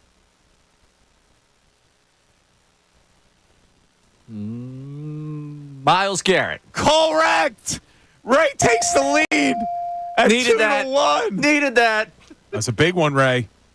By the way, let me just say something about Wawa, because Wawa, I know a lot of people like to hate it, a lot of people love it. Wawa is absolutely efficient for getting something quick to eat and eating it in your car. I don't think I've ever gotten something from Wawa where I took it home. And I told this story on my podcast, and people thought I had three heads. I ordered a tuna salad hoagie. I'm a big tuna hoagie man. So I was hungry. I pop into a Wawa, a tuna hoagie. You cannot eat a tuna hoagie while you're driving because they don't pack the tuna tight enough. Trips out the bottom or the sides. Yes. And I think that's a quality control situation. You got to, and so people were saying, who eats when they're driving? Who doesn't eat when they're driving? I've spent my whole life eating while I'm driving. Was that unusual? Is it unusual to eat while you drive? It's not unusual. I'm not a big fan of it. Really? Because I like to enjoy my food. Oh my God, I do it all the time. I was used to schlepping from field to field, getting a quick bite and eating on the run, going from here to there. That's why the fast food is like, who eats fast food? Who takes fast food home? You go to McDonald's. You probably don't because you're Mr. Healthy. You go to McDonald's, you can grab, a Big Mac meal. Big Mac is also impossible to eat while you're driving. So let's say it's a quarter pounder with cheese meal. You mean you're not eating that as you're driving? Picking a fry here and there? No, I would. See, I eat fast. So I'd rather just eat it there and not have to worry about doing it while I'm driving. It's an extra. What is it going to take me? 5 minutes? You eat inside a fast food joint? Well, I don't go to fast food joints, but yes. Like, I'll go to a Chipotle. What are you, a communist? I go to Chipotle. I like Chipotle. You've never gone to like a Wendy's or a Burger King or a McDonald's or like. If I'm going to do a burger, I'm going to Shake Shack. I'm not doing McDonald's. And you're eating in Shake Shack. And I'm eating inside. Yeah. See, snob, and a food snob like this guy. Eating inside. I don't eat any. That's not fast. That's just food. I don't eat any fast food. All right. All right. So look, I go to Wawa, and I restrict it because I go what they do best. I go shorty, chips, Wawa iced tea. I don't mess around with the newfangled stuff. I don't mess with the pizza, the hamburger, the new Mexican menu they put in there. Quesadillas are good. Oh, yeah? I'm in on the quesadillas. I keep it tough basic. to eat while driving, I though. keep it basic. Every now and then, I'll go for a macaroni and cheese, but not very often. I'm a straight turkey hoagie man, quick bite. And I know it's not everybody's favorite hoagie, and it shouldn't be. It's not made to be everybody's favorite hoagie. It's made to be a quick stop joint. I'm going to get killed for this.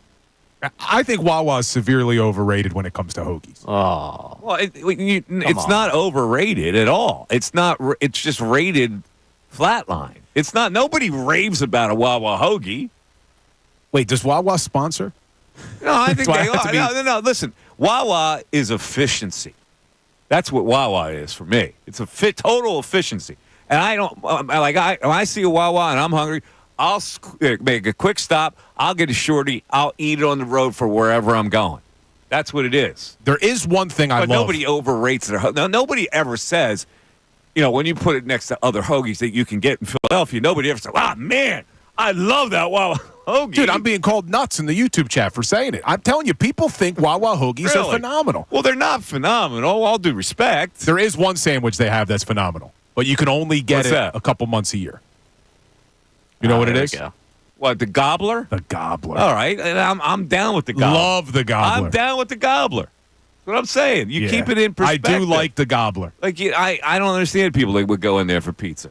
No, I wouldn't go there for pizza, but that's the same thing for me. For a hoagie, I'll go like where my Wawa is in Cherry Hill. Next door is Primo, so I'm going to Primo. Of course, Primo is a better hoagie than Wawa. No, I don't think anybody's. I think everybody keeps Wawa in perspective. It's very efficient, and we're blessed to have it. We had Sheets at college. Did you ever go to Sheets? Yes, and that's the big argument. Is it Wawa or Sheets? And the people that are in central Pennsylvania to the west will say, definitely Sheets. But it's not. 610-632-0975. General Knowledge Wednesday. The audience is down 2-1. Back after this.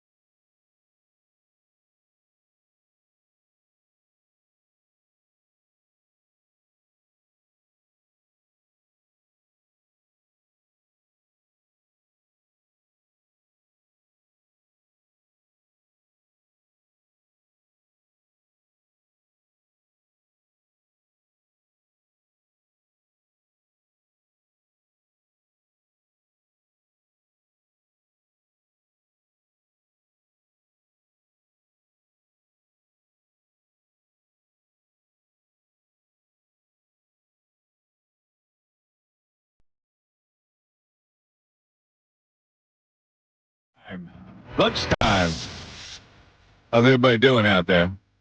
It is the Mike Missanelli Show. Hold on. Let me hear that little tune. That sounds like Fallout Boy to me. Huh? Fallout Boy, Bill? They were at Fan Fest last year, weren't they? They were. Very good. Fallout Boy was? Yeah. Really? Mm-hmm. That's a big get. Huh. That's Pete Wentz is the bass player in that band, right? And wasn't he married to who was he married to? He was in the tabloids for a long time because of who he was married to. Was it Ashley Simpson? Jessica's sister? Correct. There you go. In general, we're only doing general knowledge for 2 hours, okay, on Wednesday. So the big prize for the audience would be a pair of tickets to see the Phillies play the Tampa Bay Rays. It's September 9th, Monday. Ray Dunn, who I made the underdog, leads 2-1. Only one correct answer from the audience so far. So here's how you get in to discuss any of the topics we're talking about. 610-632-0975. Phillies back at it again with the Houston Astros after taking 2 straight. Big win last night for them. They got a shutout. They're getting good pitching. The hitting is coming around a lot more. You had Castellanos with a big home run, which I advise my clients to play $20 on at plus 500. So if you did that, congratulations.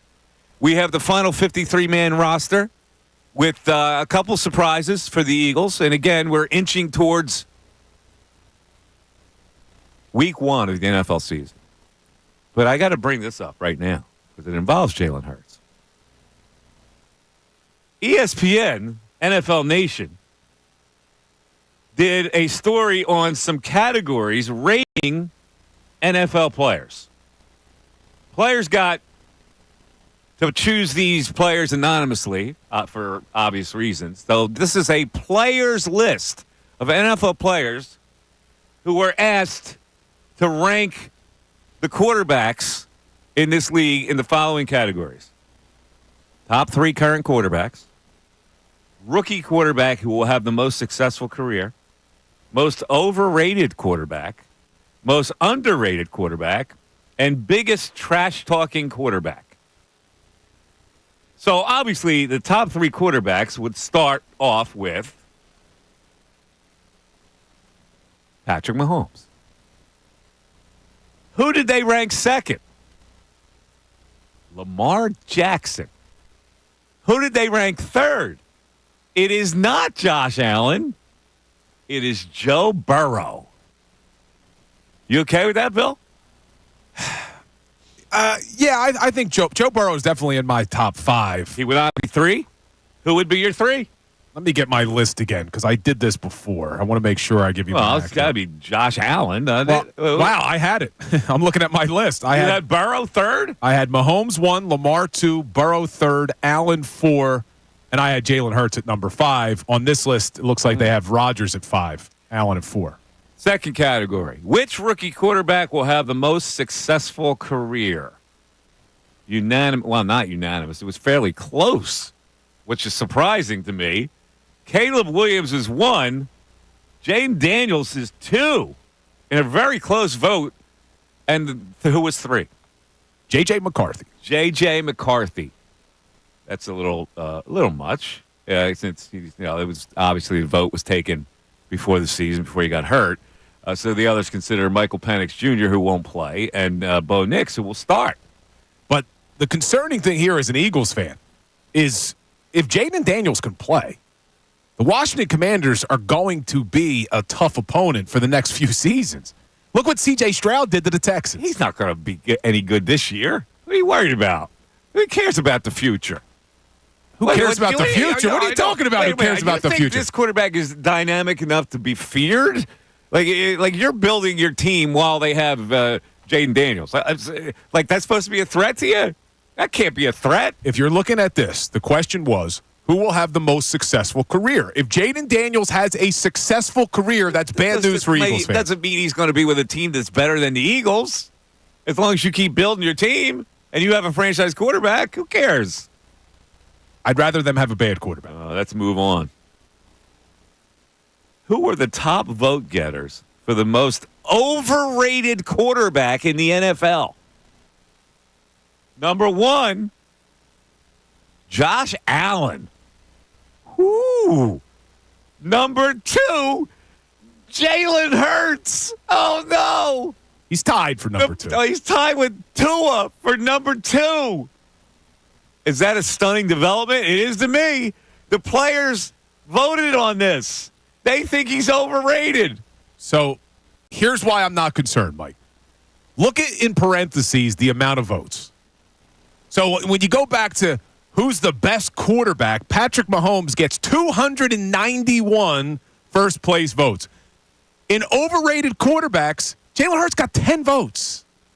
Josh Allen got 11. So it was spread out pretty evenly amongst all the quarterbacks because even other vote getters, Herbert gets 9.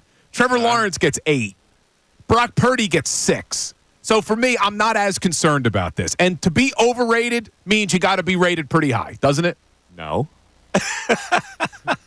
No. You can't be overrated.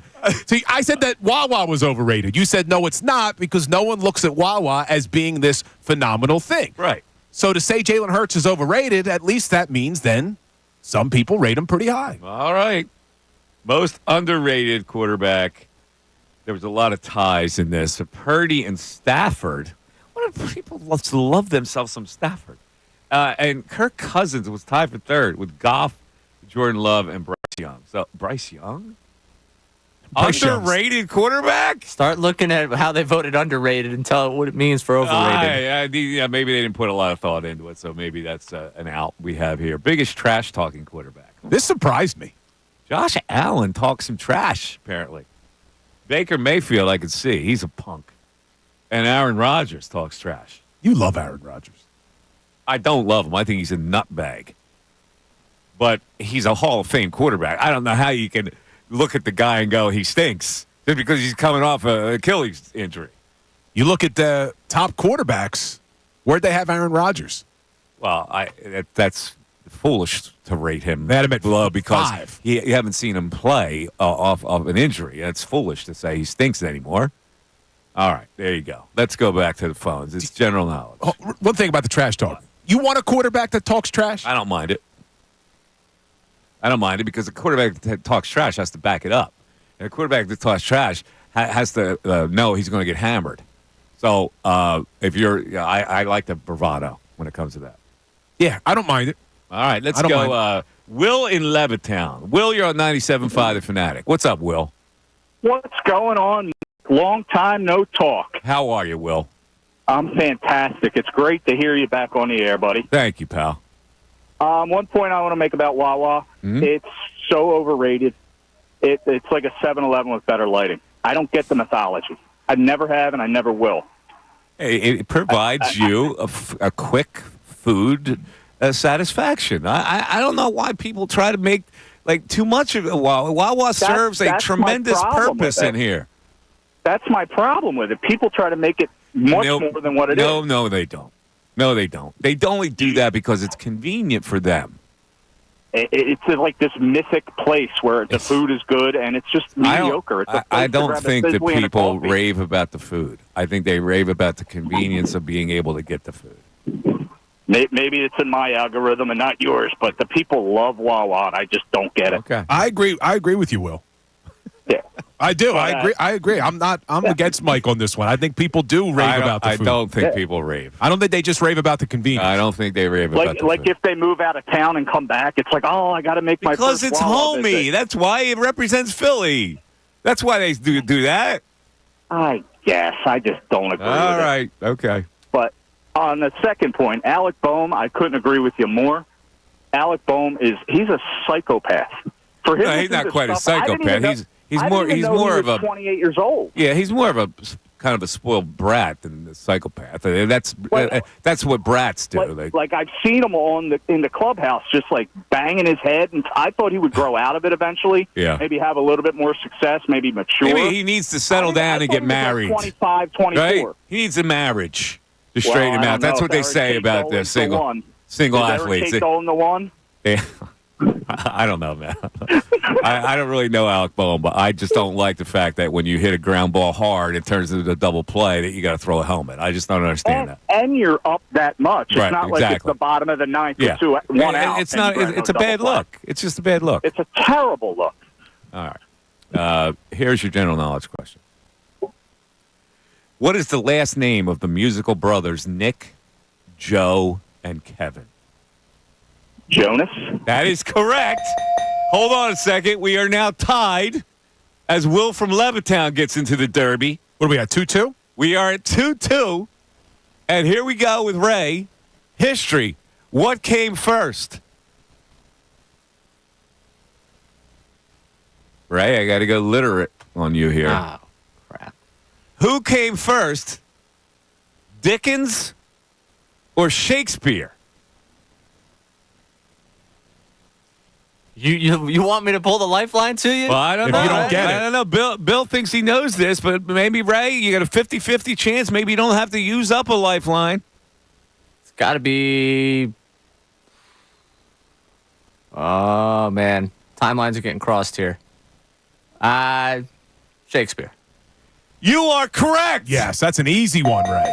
Ray inches Ray ahead 3-2. Dickens was 1812 to 1870. Billy Shakespeare was 1564. That makes more sense. To 1616.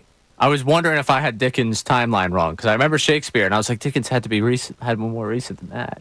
Good job, Ray. You're That's impressive my today. deducing right there. Please, sir, may I have more? Is that Tiny Tim? Yes. That's pretty good guy. I'll call by you. Scott, take a break. We're back. It's General Knowledge Wednesday on the Mike Missanelli Show.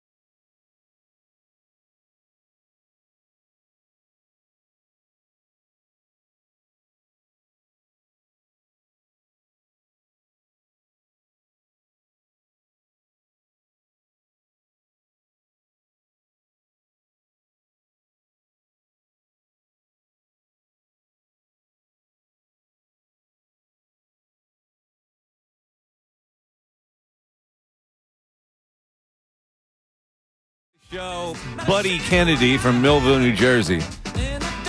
Big story on him yesterday. Really excited. Got called up from Lehigh Valley. Unfortunately, he's back today. Weston Wilson, back from the paternity. Come on, Wes. Could have stayed out a couple more days. Let Buddy get in that bat at least. I know. It's a shame they couldn't just get him in that bat yesterday. They were up 5-0. They could have done something. Give the kid in that bat. Maybe. Well, anyway. You see this weird story about RFK Jr. and the whale? I have not. His daughter dimed him out. He beheaded a whale carcass that had washed ashore near his home using a chainsaw to cut off the head. Hyannisport, Massachusetts, where the family has the. And he tied it. He tied it to the roof of the family's minivan. And the daughter says, every time we accelerated on the highway, whale juice would pour into the windows of the car, and it was the rankest thing on the planet. We all had plastic bags over our head with mouth holes cut out, and people on the highway were giving us the finger. But that was just normal day-to-day stuff for us. You got any What? Got any reaction? I got nothing. This is on the heels of a story where he found a dead bear and put the bear, somehow got the bear in his car and transported it to Central Park. Or he hit a bear, is what it was. And he transported it to Central Park, and he parked a bicycle next to it to, first of all, he posed with it, with the bear, opening the bear's mouth with his face near it, sneer. It's so bizarre. He tried to get pawn off the fact. He told this story too, he was proud of this bear story. It's bizarro world. The story. He parked the bike somebody hit the bear or killed the bear who had a bicycle. I don't know.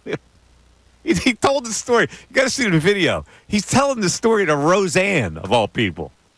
I'll have to look it up. You got to look it up. But this whale story is it's the hottest one now. What would you do with a whale? Why would you take the whale home? Why would you behead it and put it on the roof of your... What do you do once you get the whale home? What do you do?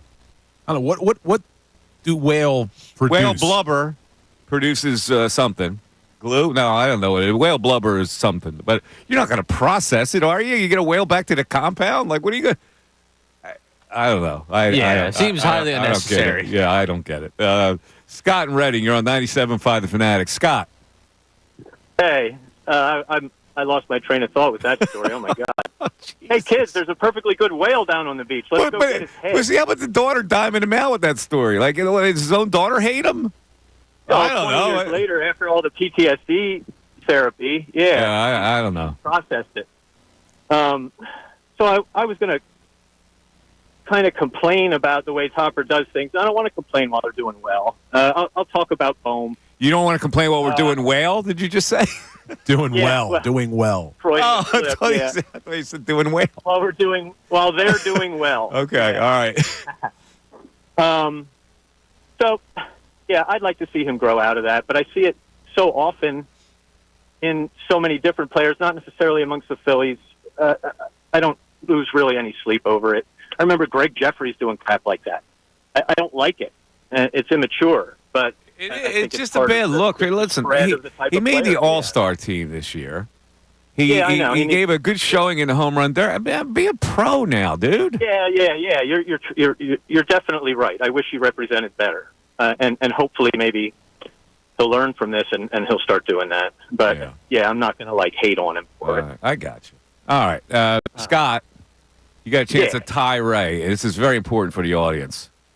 All right, no problem. So here is your general knowledge question. Which Stephen King book is about a rabid St. Bernard? Well, that would be Cujo. That is correct. There's another lucky winner of Fanatic FanFest tickets and also in the Derby for the Phillies tickets. Did you have that one, Ray? No. You did not have that one. I did not have that one. No, see, Ray's young. That's why I'm saying. That's why I make the audience the favorite, because Cujo would have not have been in his wheelhouse. There's a house in Haddonfield, near where I live. Uh-huh. Every Halloween, they decorate it based off of all of the Stephen King books. Mike, I'm telling you, people come from all over to see this place. It's incredible. I told my dad, now my dad tells everybody, it is a really, really cool display that they put on. And Cujo's one of them, obviously. But they do them all, and you got to like kind of locate. Yeah, like nine different I've ones. never read a Stephen King novel. You've seen the movies, though. I've never seen Cujo. No. Yeah, I'm in that boat. Right there. but I am aware of Cujo. You're Like, aware of I am Cujo? aware of it. You never saw Misery? Yeah, I saw Misery. Misery was great. Yeah. It's all right. All right. You're not a horror. You're not a horror film guy. Kathy Bates and Jimmy Cahn. Yeah, you're not a horror guy. It doesn't, doesn't float me. Let's go to Chip in Unionville. Chip, you're on 97.5 The Fanatic. Chip. Well, hey there. Talk about getting thrown for a loop. Cujo, I read Cujo when I was about 13 years old without knowing who Stephen King was. I didn't sleep right for 6 months. Wow. How about the one where it was? You've never read a Stephen King novel? But I am. That's a violation. No, it's not a violation. I'm aware of him, and I'm aware of most of his books. I just haven't been interested enough to read it. I started to read the one with the car. What was that, Christine? Yeah, Christine. You're picking on the creepy ones. He does write really cool, amazing, if you're a reader. I don't know if you're a reader. Yeah, I am a reader. I'd rather read F. Scott Fitzgerald than Stephen King. You know what I'm saying? Excuse me. Yeah. A little snobbery. Yeah, All of right. course. Excuse me. But I'll eat hoagies from Wawa. It doesn't make any sense. I'm a Faulkner man. F. Scott Fitzgerald. Who are you name dropping? Really? He's spilling tuna salad on the book from Wawa. F. Scott writes such beautiful, like you feel like you're dressed in a tuxedo. I just threw up a little bit. After you read F. Scott Fitzgerald. A little bit in my mouth. All right, come on, man. The Great Gatsby, dude. Yeah, I had to read that in school. Dude. So I have a natural bias again. Come on. A natural bias again. All right. Next thing you're going to say is Great Sarath. My goodness. Really? Really? Come on, man. What's your point on Taiwan Walker, Chip? So I don't want to bitch like at most people. I'm just simply curious. Why, rationally speaking, is he continuing to get starts? Is there like nobody in AAA that's younger that might get their feet wet instead of this? Or is it just money? Like what is the Well, they gave Michael Mercado a shot. He failed miserably. He's back. He's back, but in his starter role, I don't know. They don't trust him. And they gave Tyler Phillips a shot. And he had early success and then hit a wall, which is what most young kids will do. So they're thinking that the veteran can give them 5 innings. That's this, and all they're thinking about Taiwan Walker right now. Okay, how many times has he given? He him 5 hasn't. innings? I would have cut the cord after the last outing. They're giving him this last chance. I guarantee you that if he fails in this one, he'll be released. Okay, good. That's all I want to hear. All right. All the money. Everybody makes too much money to say he's making $20 million a year. I hear you. The money is prohibitive. That's one of the reasons why they don't want to release him. They want to see if they can squeeze something out of him for paying him that kind of money. That's why James Bradbury's still with the Eagles. That's correct. All right. Top-ranked players of the 2020s, NFL players, as ranked by their fellow players, okay? Okay. All right. Who was the top-rated linebacker according to the players in those 4 years? There are 2 possible answers to this for a reason. Linebackers that they voted as the best of their position. Can I ask a question before I give an answer? Yeah. Is that kid from Pittsburgh, Watt, is he a linebacker? I can't give you any information. But you can ask me a question. I didn't say I was going to give you an answer. But I understand what he's trying to clarify. You're begging here. Yeah. But he's trying to clarify because Reddick is considered. I said there's 2 possible answers, Bill. For crying out loud. I gave them the freaking answer. But edge rushers are sometimes called linebackers. Oh, my God. That's why I got...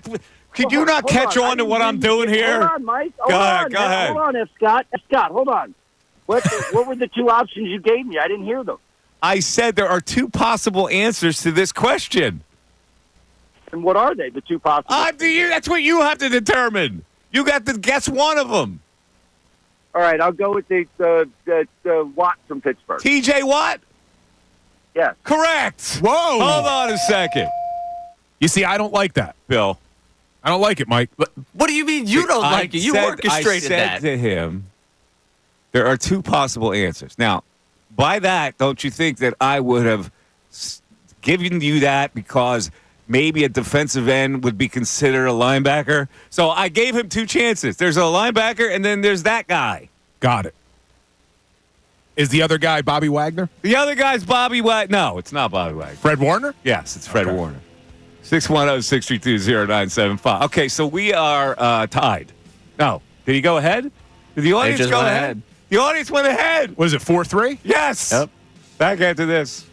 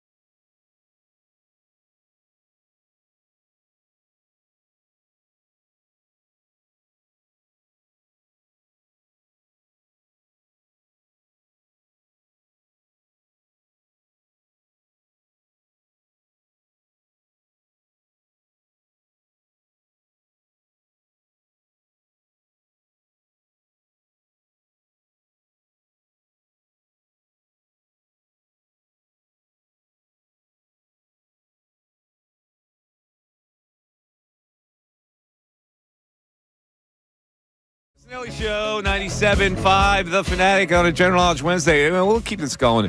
I don't know, maybe day one we'll extend it into the 1 o'clock hour. Yeah, a lot of people want to get in. Yeah, there are a lot of people that want to get in, so we want to get to them as quickly as possible. You got. I want to throw a plug in for my true crime podcast. It's called The Coldest Murder because a podcast episode 3 we released yesterday, and then this is a podcast that I'm doing based on a murder that was in my hometown when I was 7 years old. Murder of a 9-year-old girl in a Catholic church that was close to my house that would turn into a cold case for more than 60 years. And we flesh out the details and we go over the suspects and we let the listener try to make up his mind where this is going and who they think might be the murderer. And at the end, hopefully, we have provided enough information and awakeness of the subjects that DNA can finally solve this case. But in our last one, a reporter named J.D. Mullane from the Bucks County Courier-Times was my guest. He reawakened this case in 1992, doing stories on it. And then even after that, it got cold again. So as a journalist, he uncovered a lot of new info that we went over in the podcast. And I know your dad's been listening to this, Bill? My father-in-law. Your father-in-law has been listening to this. Yeah, he remembered the murder. Yes. And so every podcast, I'm going to do another one today, it provides a little more detail. And obviously, one of the main suspects is a priest at the church. So hopefully, if you haven't listened to it, catch up from episode 1 to 3. All right, let's go back to the phones. We got Jackson in Phoenixville. Jackson, you're on 97.5 The Fanatic. Jackson. What's up, guys? My phone's a little hairy, so I cut out. But okay, we got back. We got you back. Okay. The Taiwan Walker signing was awful. Like, he was just bad when he first came up. I don't. That's just a conundrum how they signed him. But I guess that's different. Well, listen, it made sense at the time because they needed a guy lower in the rotation who could give them some innings, and that's all they really thought about him. They didn't think he was going to be a star. They thought that he would be okay in that role, in that slot of the 4 slot between the two left-handers. Gotcha. And then I think with the Bohm thing, like slamming his helmet and doing the mopey dance, like just it gets infectious. You know, if some guys go cold, then it seems like the whole team goes cold. And if they get hot, it seems like the whole team gets hot. Like maybe just keep an even keel, and so it doesn't kind of go through the locker room like a virus does. Again, listen, players do not like that kind of behavior. Nor do managers. Right. Managers don't like that kind of behavior. You know, managers expect you to be a professional player. Harper can get away with doing a few things. This kid has done too many of those little things. And he's 28 years old. He's 28. He's not a kid anymore. Did you follow the Brian Laundrie, Gabby Petito story when that was going on? Yeah, that case, yeah. That was crazy. Where does this come from? That's something I would do. Well, you're talking about the cold case. Yeah, but that wasn't a cold case. Well, they didn't find out what happened to Laundrie. He skipped out the back door. But they proved that he was the murderer. Right, but not for a while. It was a long. It wasn't that long. I'll be honest. Oh, This is a 60-year cold case that I'm doing a podcast on, bro. It's 60. It's a hot story, right? All right. It's time for you now to get a general knowledge question. What came first? Was it the Bible or the Quran? What came first in history? I'd say the Quran. That would be incorrect, my friend. The Bible came first, 100,000 BC, 100 AD. Quran came in 650 AD. Interesting. You didn't know that one. I would have had that one. You would have had that, Ray? Mm-hmm. Really? Mm-hmm. Ray would have had that intellectual heritage. So maybe you should have your own lifeline then, because Bill didn't know. Bill was all thumbs on that question. I was one credit shy of being a double major in religion. I was a religion minor. I needed one more credit to double major what in made religion. You not get the one credit? You're a Wawa? I would have had cheats. I would have had to have written a thesis You couldn't write the thesis for 1 credit? It didn't seem like it was worth it at the time because I was graduating and I wanted to go to law school. I was a business major. I had a religion minor.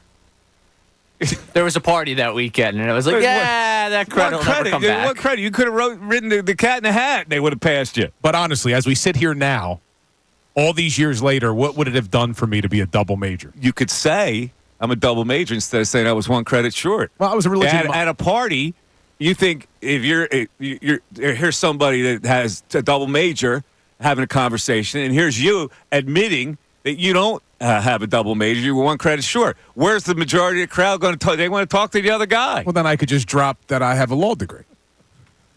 Well, You that have a other law guy, degree? the other guy I has didn't know that. The other guy has a law degree, and he completed his thesis. Gettysburg was a liberal arts school, so you were required to take religion courses. I took a couple. I really liked the professor, Charles Myers, great dude. We called him Buzz. And I started taking more courses with him because I liked him. And then I had so many under my belt. I couldn't live with that. I couldn't live with being 1 credit short of some achievement. Of a double major. Yeah. Should I go back? I would. I could probably take I'd one be course. obsessed with it. You're an abject failure. I'm a failure. Chris and Langford. You're on 97.5 Fanatic. Chris. Hey, guys. How you doing today? What's going on, Chris? Oh, not much. First of all, glad you're back. Mike, Bill, and Ray, you're doing a great job. Show's been awesome. Looking forward to listening to a lot more of them. Thanks, dude. Yeah, absolutely. Absolutely. Wanted to touch on Wawa. So, Mike, I grew up not too far from you. My Wawa growing up was the Emily Road Wawa in Levittown. I'm sure you know where it was. I know exactly where Emily Road is. Are we talking about 5 Points area? Right near. Okay, yeah. I got to be honest with you. When I was a kid, there was no Wawa. I don't know when Wawa came to that area. So your closest one probably would have been Farragut down in the borough. No, but that wasn't built when I was in Bristol. Oh, come on, Mike. It was not. It didn't come until later, after I was many years out of Bristol. It wasn't like I was there for forever. I only spent like 22 years there. All right, well, that's fair. That's fair. Well, you're not missing out too much. You know. No, I know that Wawa you're talking about, that because I've been through the town since then. That was my hometown Wawa growing up. Yeah, but anyway, Wawa, the one thing you can always count on at Wawa, I'm not much on the hoagies and sandwiches. I used to love getting a Kaiser, right? Like a nice buffalo chicken Kaiser in there. Yeah. Once they ate the Kaiser, I was like, all right, I got to change it up. The Wawa hot turkey bowl. Always a hit, man. Always a hit. It's the bowls, they're all right. Yeah, I can do a bowl every now and then. But see, I don't get Wawa not to eat. I eat it when I'm driving. It's the only time I get Wawa. When I'm headed somewhere. Like I don't take a bowl, and you can't, if you're driving, eat a bowl. That's true. That's safe. Really. So that kind of restricts my macaroni and cheese purchase as well. It does. It does. That's a strong point. I didn't think of that. Yeah. All right, man. Here we go with your general knowledge question. What's the current score, Mike? 4-3? Or are we at 4-4? It's 4-3. 4-3. It's 4-3. The audience. Okay. And you have a chance to put the, Put them away. Yes. Okay. In which U.S. state is Ben & Jerry's ice cream headquartered? Vermont, Mike. That is correct. That is correct. Oh, the audience is up by a deuce. Now, wait a second. Did I not get a question after Jackson and Phoenixville? You got to... He did not. Jackson got the Bible correct. All right. I'll tell you what. Ray, we're going to give you 2 questions here. All right. All right. Here's the first question. What nation's flag depicts the yin-yang symbol? The yin-yang. Now, you don't have to get both of them. You only wanted two. There are 2 answers to this. You only have to get one country. Hmm. The yin-yang symbol, it's a fairly well-known Eastern country.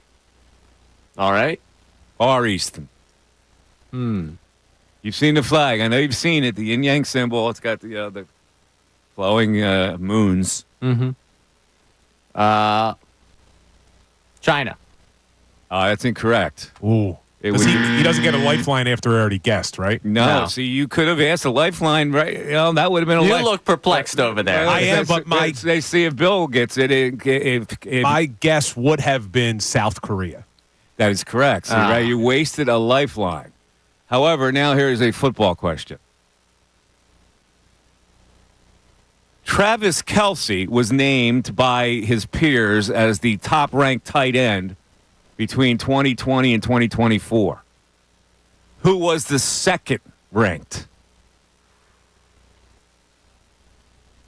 There's two names that are sticking out to me right now. I don't know if the one... I'll go with Kittle. Correct. Wow, we're at a tie. No, I'm still one back. I'm still one back. It's 5-4. Ray needed a base hit there, and he got it. I did need that one.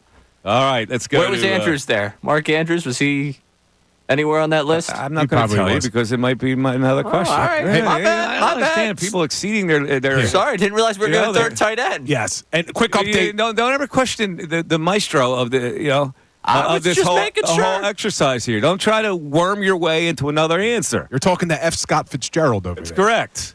Quick update. F. Scott Fitzgerald. The Eagles. F. Scott Fitzgerald. The Eagles had NFL waiver claims had to be made for 12 o'clock today.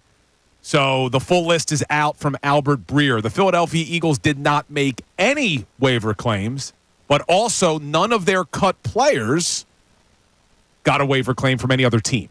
So now they're free to sign any of the players they cut to their practice squad. So we'll keep an eye on that. All right, thank you for that. To add a little levity to the broadcast, I have to let the people hear this soundbite. We teased it a little earlier. It's Shaquille O'Neal with Allen Iverson in some kind of a podcast. And I believe the subject is who was the best getter of women? Biggest superstar was the way they phrased it. Yeah, biggest superstar. That's the vernacular that they use. To depict somebody who's really good with women. So here is Shaq and AI discussing it. Shaq, Kobe, Dennis on the same team. Who's the biggest superstar? Superstar? Yeah. You? No. Kobe? Dennis Rodman. I know that. I mean, I heard all the stories. Bro. You told me some stories now. This dude would come in. The meeting's at 5:30. Like, you got to be there at 5:30. He'll come in with 40 minutes on the clock, eating chicken and rice, not paying attention. Doing it in the middle of the meeting, take a cold shower, not paying attention. We go out first, then he'll come out, give you 25 rebounds, stinking like a... Put his clothes on and go to the club and had the baddest woman I've ever seen in my life. I'm like, this stank like... He smelled like garbage truck water. And he got models on him at the club. Like, I was a party guy. I thought some party had some things, but I ain't never seen what I seen with Dennis Rodman. I was actually mad. Not because he had the girl. I'm like, this ain't even watch this. Wait, what kind of water? Garbage truck water. This dude didn't even watch. Rodman can pull him, man. That is crazy.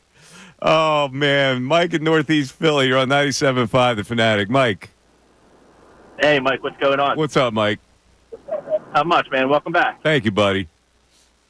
Hey, one comment about Wawa. I think their hoagies are highly overrated. Not a big fan of the Wawa hoagies. Yeah, but they're not rated. They're just a sandwich. It serves a purpose. This is why we're getting too carried away. Like, they're not rated. Have you ever heard anybody rave about a Wawa hoagie?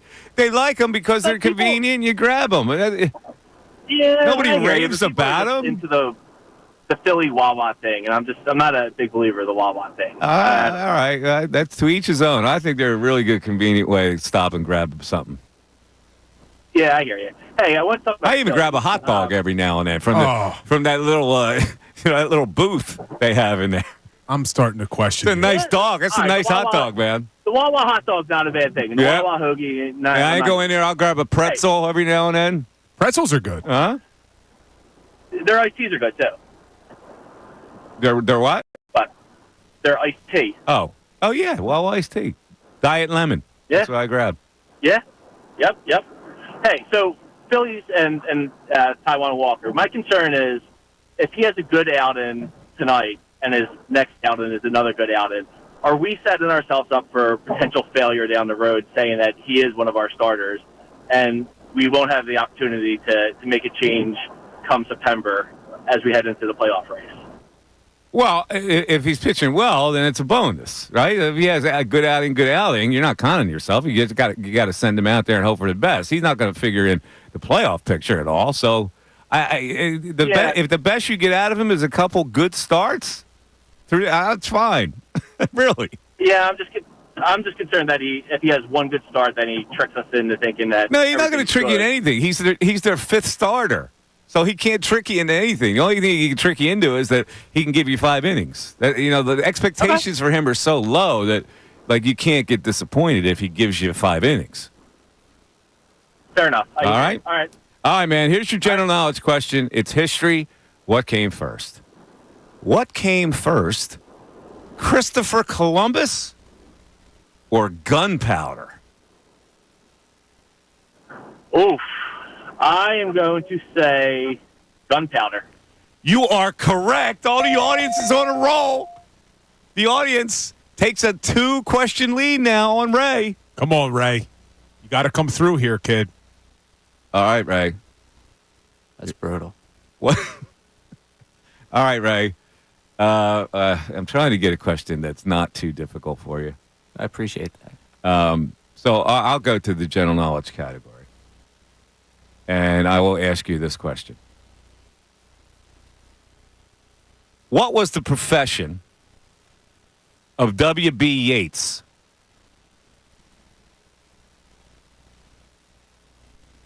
Hey, Bill did so good with the lifeline the last time. Are you reaching out to a lifeline with Bill? Yeah, Bill, help me out here, buddy. He's reaching out for the first time today. Yeah, Bill, you said When I so give you good that fly. signal, when I gave you this signal, it means don't come to me on the lifeline. No, I want to hear from you. I didn't see the signal. He's asking you for the lifeline, You're Mr. wise. Bishop Eustace Prep. Law degree, almost a double major. If you don't get this as a Bishop Eustace Prep, your parents wasted a lot of money. It's a great point. W.B. Yeats profession.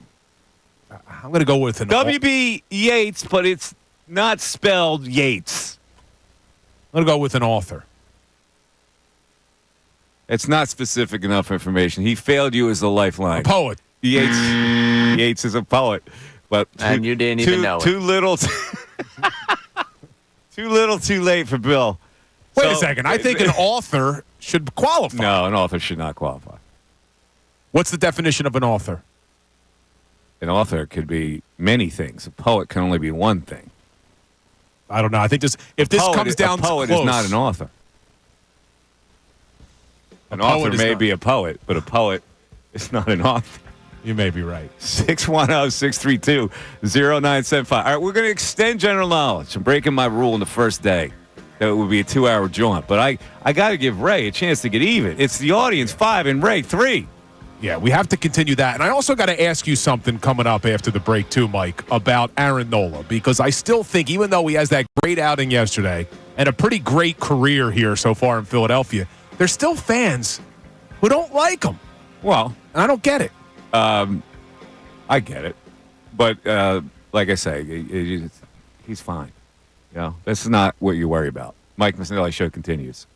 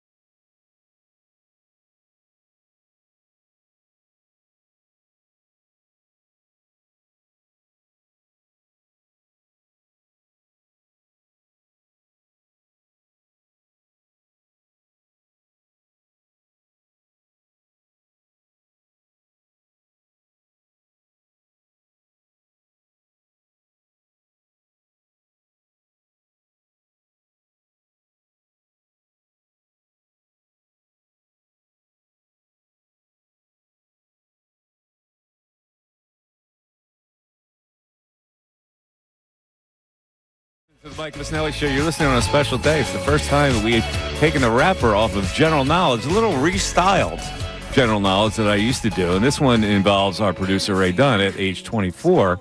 Man! Now, the audience in my previous life here did not really respond well to General Knowledge. We always put an over-under number on it, and they would consistently go under.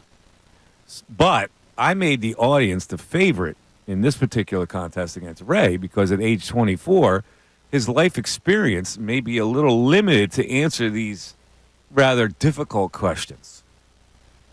The audience, man, they're impressed. It's a barn burner, though. Leads 5-3 as we speak. Oh, I thought it was 6-4. No? I've got him at 6-4. Oh, it's 6-4. I'm sorry. It's 6-4. Still two-question advantage. Yeah, 6-4. They're up by 2.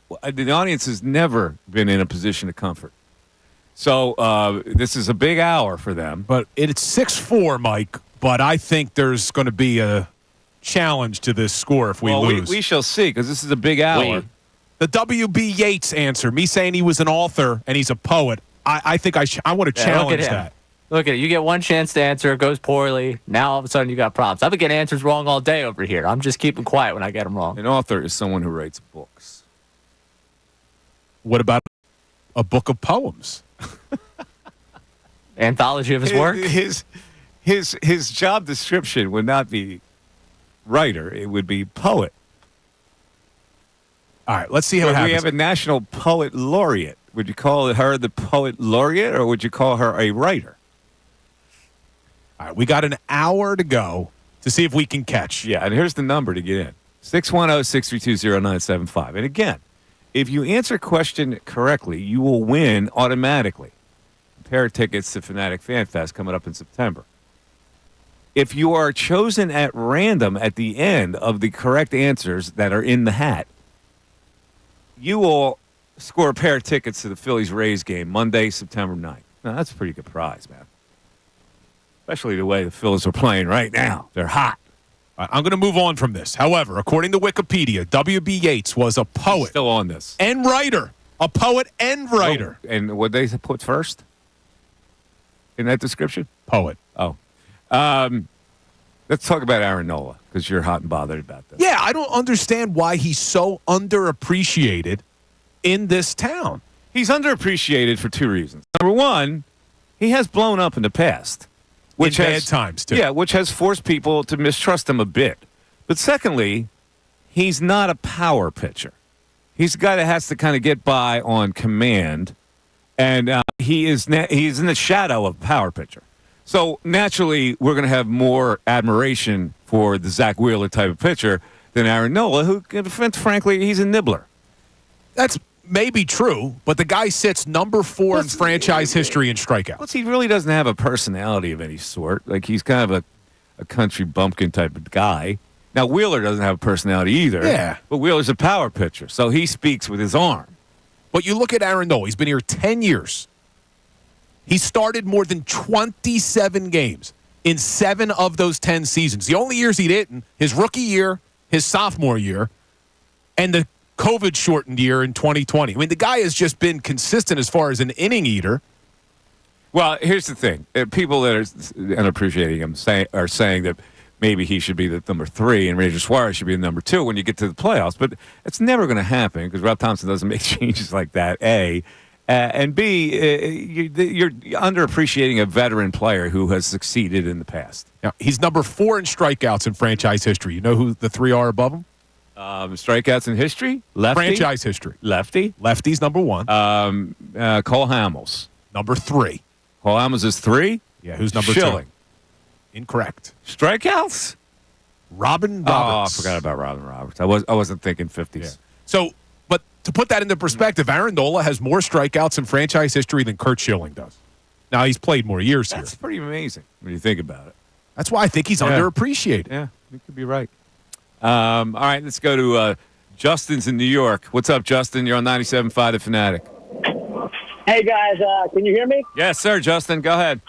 Okay, I just want to say you guys are doing a great job, and you guys, help me through my workday listening to you guys every day. And I just wanted to touch on the bomb situation real quick.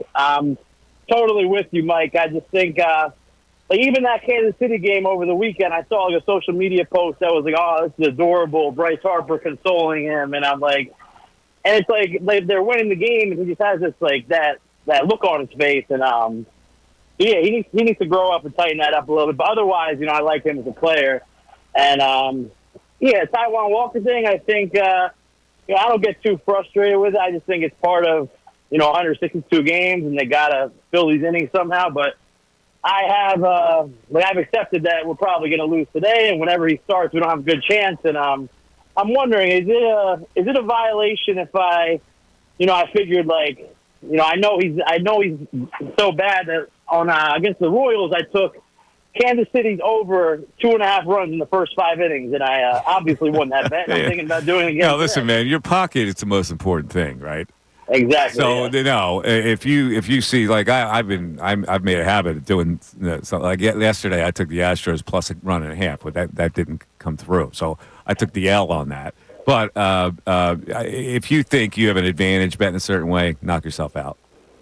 Yeah. Unless it comes to the playoffs and then you're betting against your team, maybe. No. Of course. The odds aren't good tonight. For over a half run in the first inning is minus Really? 148. But the odds overall are pretty even with Houston and the Phillies tonight, right? Yeah, but they're expecting a lot of runs because the runs. Yeah, is 10. I just like the Houston over 2.5 minus 140 for the first 5. I think is the best bet. Yeah, I don't bet those kind of bets. I can never predict that. All right, here's your general knowledge question, Justin. Are you ready for this? We're in the football category. All right, so the top-ranked NFL players of the 2020s to now, ranked by their fellow players. Who was the top-ranked wide receiver? Top-ranked wide receiver. By the players. Justin Jefferson. Justin Jefferson is incorrect. Wow. An opening for Ray Bob here. The wide receiver was Tyreek Hill, voted by the players. Did you know that one, Ray? Yes, because I figured if he was the top one in the top 100 this year, right? That he was going to be well respected. I'm going to stay with this category, and I'm going to say to you, okay, Tyreek Hill was voted the number 1 wide receiver by his peers during that time. Who was the second-rated wide receiver by the peers? All right, this becomes a little bit more difficult now. I like the second name. Must win by you, Ray. The name we just heard really sticking out in my brain here is the one that I would go towards. Jefferson. Justin Jefferson is incorrect. Jamar Chase? Incorrect. Devontae Adams. Oh, Devontae. Players got that wrong. Yeah, but you got to go back, Ray, because it's from 2020. And Devontae Adams had some great years with Aaron Rodgers, man. Yeah, he did have some great years with Aaron Rodgers. Justin Jefferson had some great years with Kirk Cousins. 6-4. The score stands. We'll keep this going as long as the callers come up big for us. Here, the callers are on the verge of one of the biggest landmark victories that they've ever had. In the first episode of Can You Beat a 24-Year-Old? Nick in Briar's Cliff, you're on 97.5 The Fanatic. Nick. Hey, gentlemen, how you doing today? What's up, Nick? Nothing. I got 2 quick things before I make my Taiwan Walker point. Okay. One is Wawa, the original Wawa. It was less than a mile from my house. Right there in Lima? No, Folsom. Oh, Folsom. The store. Okay. That was the first store. Okay. But one thing I noticed about Wawa's is everyone holds their door. They're so polite, and some people will hold the door for like 5 people. But then when you get in that parking lot, they'll run you over, man. Road rage at its best. It really is. Yep. They want to go on the road and eat their food. That's the way I am. And then another quick thing. Let me ask you this about the Wawa. Do you linger in a parking lot with your food? Yeah, well, at work, like during lunch, I'll do that. You will. Violation. Yeah. That's a violation. Violation. All right. Go ahead. Move on. All right. It's not a violation to drive. You're taking up somebody's spot. Lunchtime, they want to come in and want to park. Yeah, what are you hamming it up in a spot, eating your food? Go somewhere else. That's a good point. All right. Second thing, real quick. I was at the game last night, section 144, row 1, seat 4. Salciunas hits it, and this ball keeps rising. Me and my buddy, we jump up and just miss it by probably like a foot. Spill a whole beer all over the place. Cost me $13. Well, that's terrible. What's the price of beer It's down there terrible. now? I haven't been down there to have a beer. What's the price I've been spending anywhere from like 13 to 18. for a beer? Yep. So Depends on the size of the can. a domestic is 13, and a foreign would be 18. Yeah, it goes by that, and then Oh, my also God. like can size. They have like 24-ounce cans or 16-ounce. It all depends on that. Oh, see, if I was commissioner of the world, that's one of the first things I would do. Lower beer prices? I would lower ballpark food prices. It's ridiculous, man. Yeah, because they got you. Yeah. Once you're in. All right. Are you ready for your general knowledge question? Now, Sure. you could pretty much cement this if you get this correct. All right. What country, and I'll give you a hint, it's in Europe, gets nearly 75% of its electricity from nuclear power?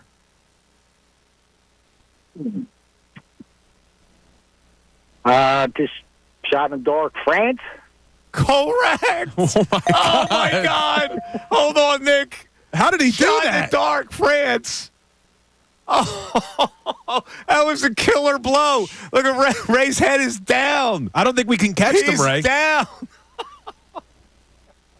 We can't afford to get any wrong. You got Ray. you got me for one more lifeline Oh, too. Ray. 7-4. All right, Ray. Here's your chance to at least gain one back. We'll stay in the same category. Nick from Briar Cliff with a monster get. Ray, what is either a type of tree or an expensive ski resort in Colorado? Type of tree or an expensive ski resort In Colorado. in Colorado. Not much of a skier. You don't have to be a skier to know this. Not much of a Coloradosman. See, this is the kind of thing that will trip up a 24-year-old. Yeah. All right, well, we got a 41-year-old here. This was he knows. He knows what it is. All right, well, in that case, I got a lifeline. You're going to go lifeline? This is your second lifeline, and you got one left. Bill, you going to help him out? I think I am. All right. Is it Vail? I got it wrong, Ray. You have come up very small on the lifeline. It's not Vail, Colorado? It's Aspen. Aspen. Oh. You ever heard of an aspen tree? Have you heard of a veil tree? What is that tree?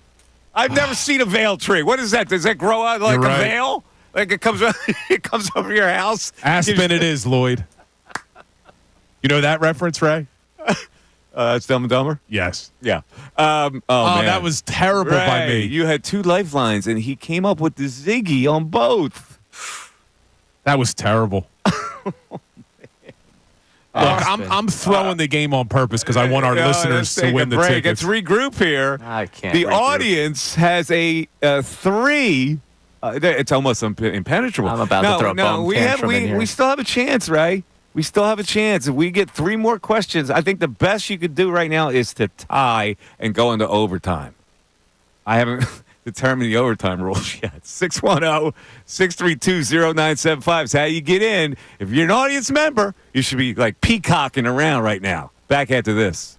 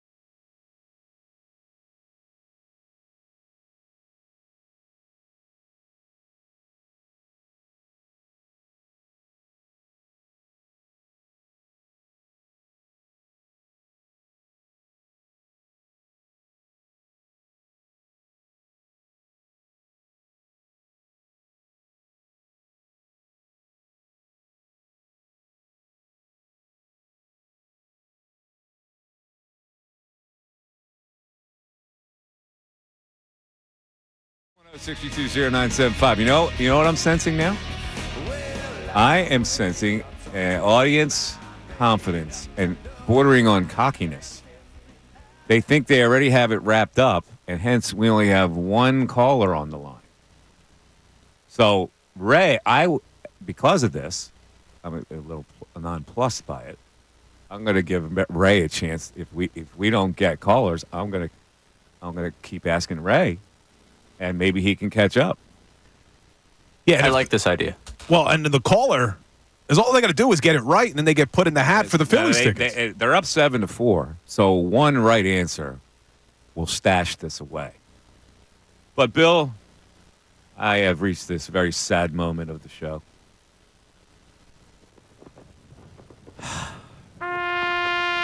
Yeah. Today, the fringe NFL players that have come out of Penn State have seen the last, maybe, of the NFL. It's now, start your life, fellas. 12 former Nittany Lions were cut today in the NFL. So let's place a memorial wreath out for the likes of Sean Clifford of the Green Bay Packers. Cut. Trace McSorley trying to hook on with the Washington Commanders. Cut. I didn't realize he was still around. KJ Hamler, the wide receiver of the Buffalo Bills. Cut. The old standard of wide receivers, Allen Robinson, cut by the New York Giants. Mitchell Tinsley, cut by the Commanders. P.J. Mustipher and Brandon Smith got the Ziggy from the Eagles. Omani Oruwariye, Jacksonville Jaguars, cut. Tariq Castro-Fields, Washington Commanders, cut. Keaton Ellis, Tennessee Titans. Adrian Amos, cut. The Jaguars. And Jonathan Sutherland, cut by the New York Giants. All you Penn State haters out there, rejoice. It is a bleak day for the blue and white. You can't say that. It's not a bleak day for Penn 12 State. guys, that's a lot. But here's why. What? You got Saquon Barkley and Jahan Dotson on the Philadelphia Eagles. When was the last time the Eagles had that good of a Penn State Nittany Lion alum on their squad? I'm proud of those guys with the Eagles. Really, when was the last time? I don't feel for these Penn State Nittany Lions, educated and socialized at Penn State. Who's the best Penn State player to ever play for the Eagles, you think, before Saquon and Dotson? They haven't had a lot. That's a good question. This is interesting because it's so close to Philadelphia, you would think, but they don't have a lot of Penn State alum over their years. It can't be the running back. It's crazy, isn't it? The one that Saquon beat out at Penn State? Miles Sanders. Could it be? It may be. There's got to be a better Penn Stater. Miles Sanders had a good season that year. There haven't been a lot of Eagles. Kenny Jackson back in the day. I don't know. Haven't been many. Let's go to Sean in Easton. Sean, you're on 97.5 The Fanatic. Sean. Mikey Miss, it's great to hear your voice again, man. Big How are you, time. Sean? I'm hanging in there, man. You've brought me through, a lot of my travels, whether it's Seinfeld, Goodfellas, Kitchen Concierge, all that. I miss you The big Kitchen time. Concierge. Maybe we ought to get him back. Who, Angelo Lutz? Yes. Yes. Hey, why not? Angelo used to be on giving the picks and a recipe. No way. Yes. It was awesome. Yes. Oh, we got to get Angelo back. Yep. But real quick, two things. I have a Penn State one, but with Nola, another thing is that he fizzles out in September a lot. He's done that for a couple seasons. He just gets burned out. Yeah, but he did have some moments in the postseason. He did. Yeah, Absolutely. he has a good moment, and then he'll have a bad moment. You're right, and maybe that's probably what people they look more at the bad moment than the good with him. Right. But with Penn State, they threw a bone to Franklin. You got 12 teams in there now. If you don't get it done this year, he's got to go. And Well, what do you mean by getting it done? Get in the playoffs? Get there. Oh, well, that's not. Is that a big thing? You get into a 12-team playoff? Is that big? Like, if you lose your first game, isn't it the same thing? Like, can That's you true. can you actually win a national championship? If once you get in there, you think that they would be good enough to win a national championship? Probably not, but at least win one game and to save his job. You know, if he can move on. Oh, he's to gonna the- listen. He has job security up the yin yang. He's not. Yeah. They're not. He's a perfect coach. They love him. Administration loves him. Well, he's going to walk into some a hostile environment on Saturday down there in West Virginia, and they have to shut that crowd up quick. You know, these coordinators on Drew Aller. You know what I mean? He's got to. This is it. You know. What's that? That line is pretty healthy. Penn State, right? They'll win that game. You think so? Yeah, they'll beat West Virginia. I just don't want another 10-2 season. I mean, They'll beat West Virginia. We got to get the line on that game. Last I looked, they were a healthy favorite in that game. It's probably, what is it, like 6 points maybe? 5? No, it's bigger than that. It's bigger than that. I'll have to check on it. All right, here's your general knowledge, Sean. You could lock this up. Okay. Okay, what came first in history? The U.S. Civil War or the English Civil War?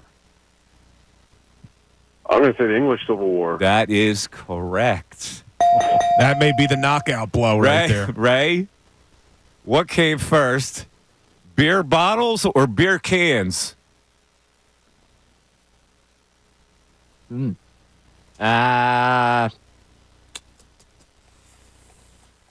Bottles. Correct, Ray. Yeah. Oh, he keeps it within striking distance at 8-5. Yeah, it doesn't feel right. I think I'm out. All right, so we're going to take a break. On the other side of the break, I am going to detail how China is curtailing adolescent sex. They don't like it over there. They don't like for the adolescents to be messing around.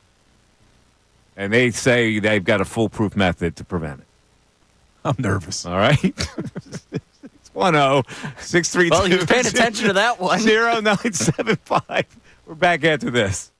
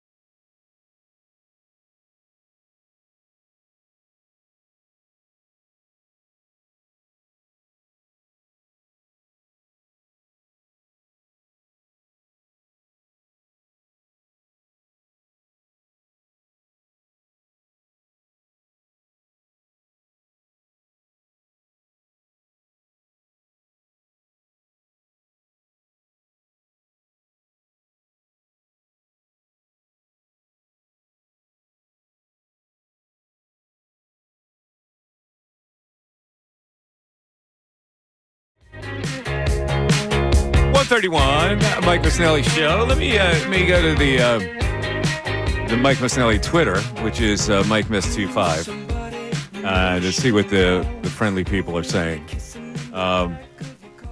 Okay, this is somebody who is ripping me for criticizing Alec Bohm. He is on contract year, you idiot.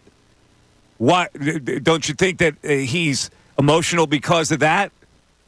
You're probably the same guy that is bothered by A.J. Brown, or not bothered by A.J. Brown smashing his helmet on the sidelines. First of all, I ripped A.J. Brown for doing that. Second of all, how does that help a contract? Really? People think that you're a red ass and you get frustrated because you grounded into a double play when you hit the ball hard. Do you think that helps him get a new contract? No, it doesn't. It's the worst thing you could do. Look, you and I haven't agreed on much when it comes to baseball, but I'm with you on the moping. I don't care if he slams his helmet. I think you could show frustration. It's letting it linger, letting it continue, having to be consoled by teammates, having that pouty face that he has. That's what bothers me. I'm okay with the slamming of the helmet as long as you can move on. He doesn't seem to be able to move on. That's the problem I have. Correct. Another guy ripped me. We'll find other things to listen to from 10 to 2 on my drives. Can't believe you brought Miss back. It wasn't all bad. There were some positive comments. Gross anti-American. There were some positives, too. Really? Yeah, no, there were some positives.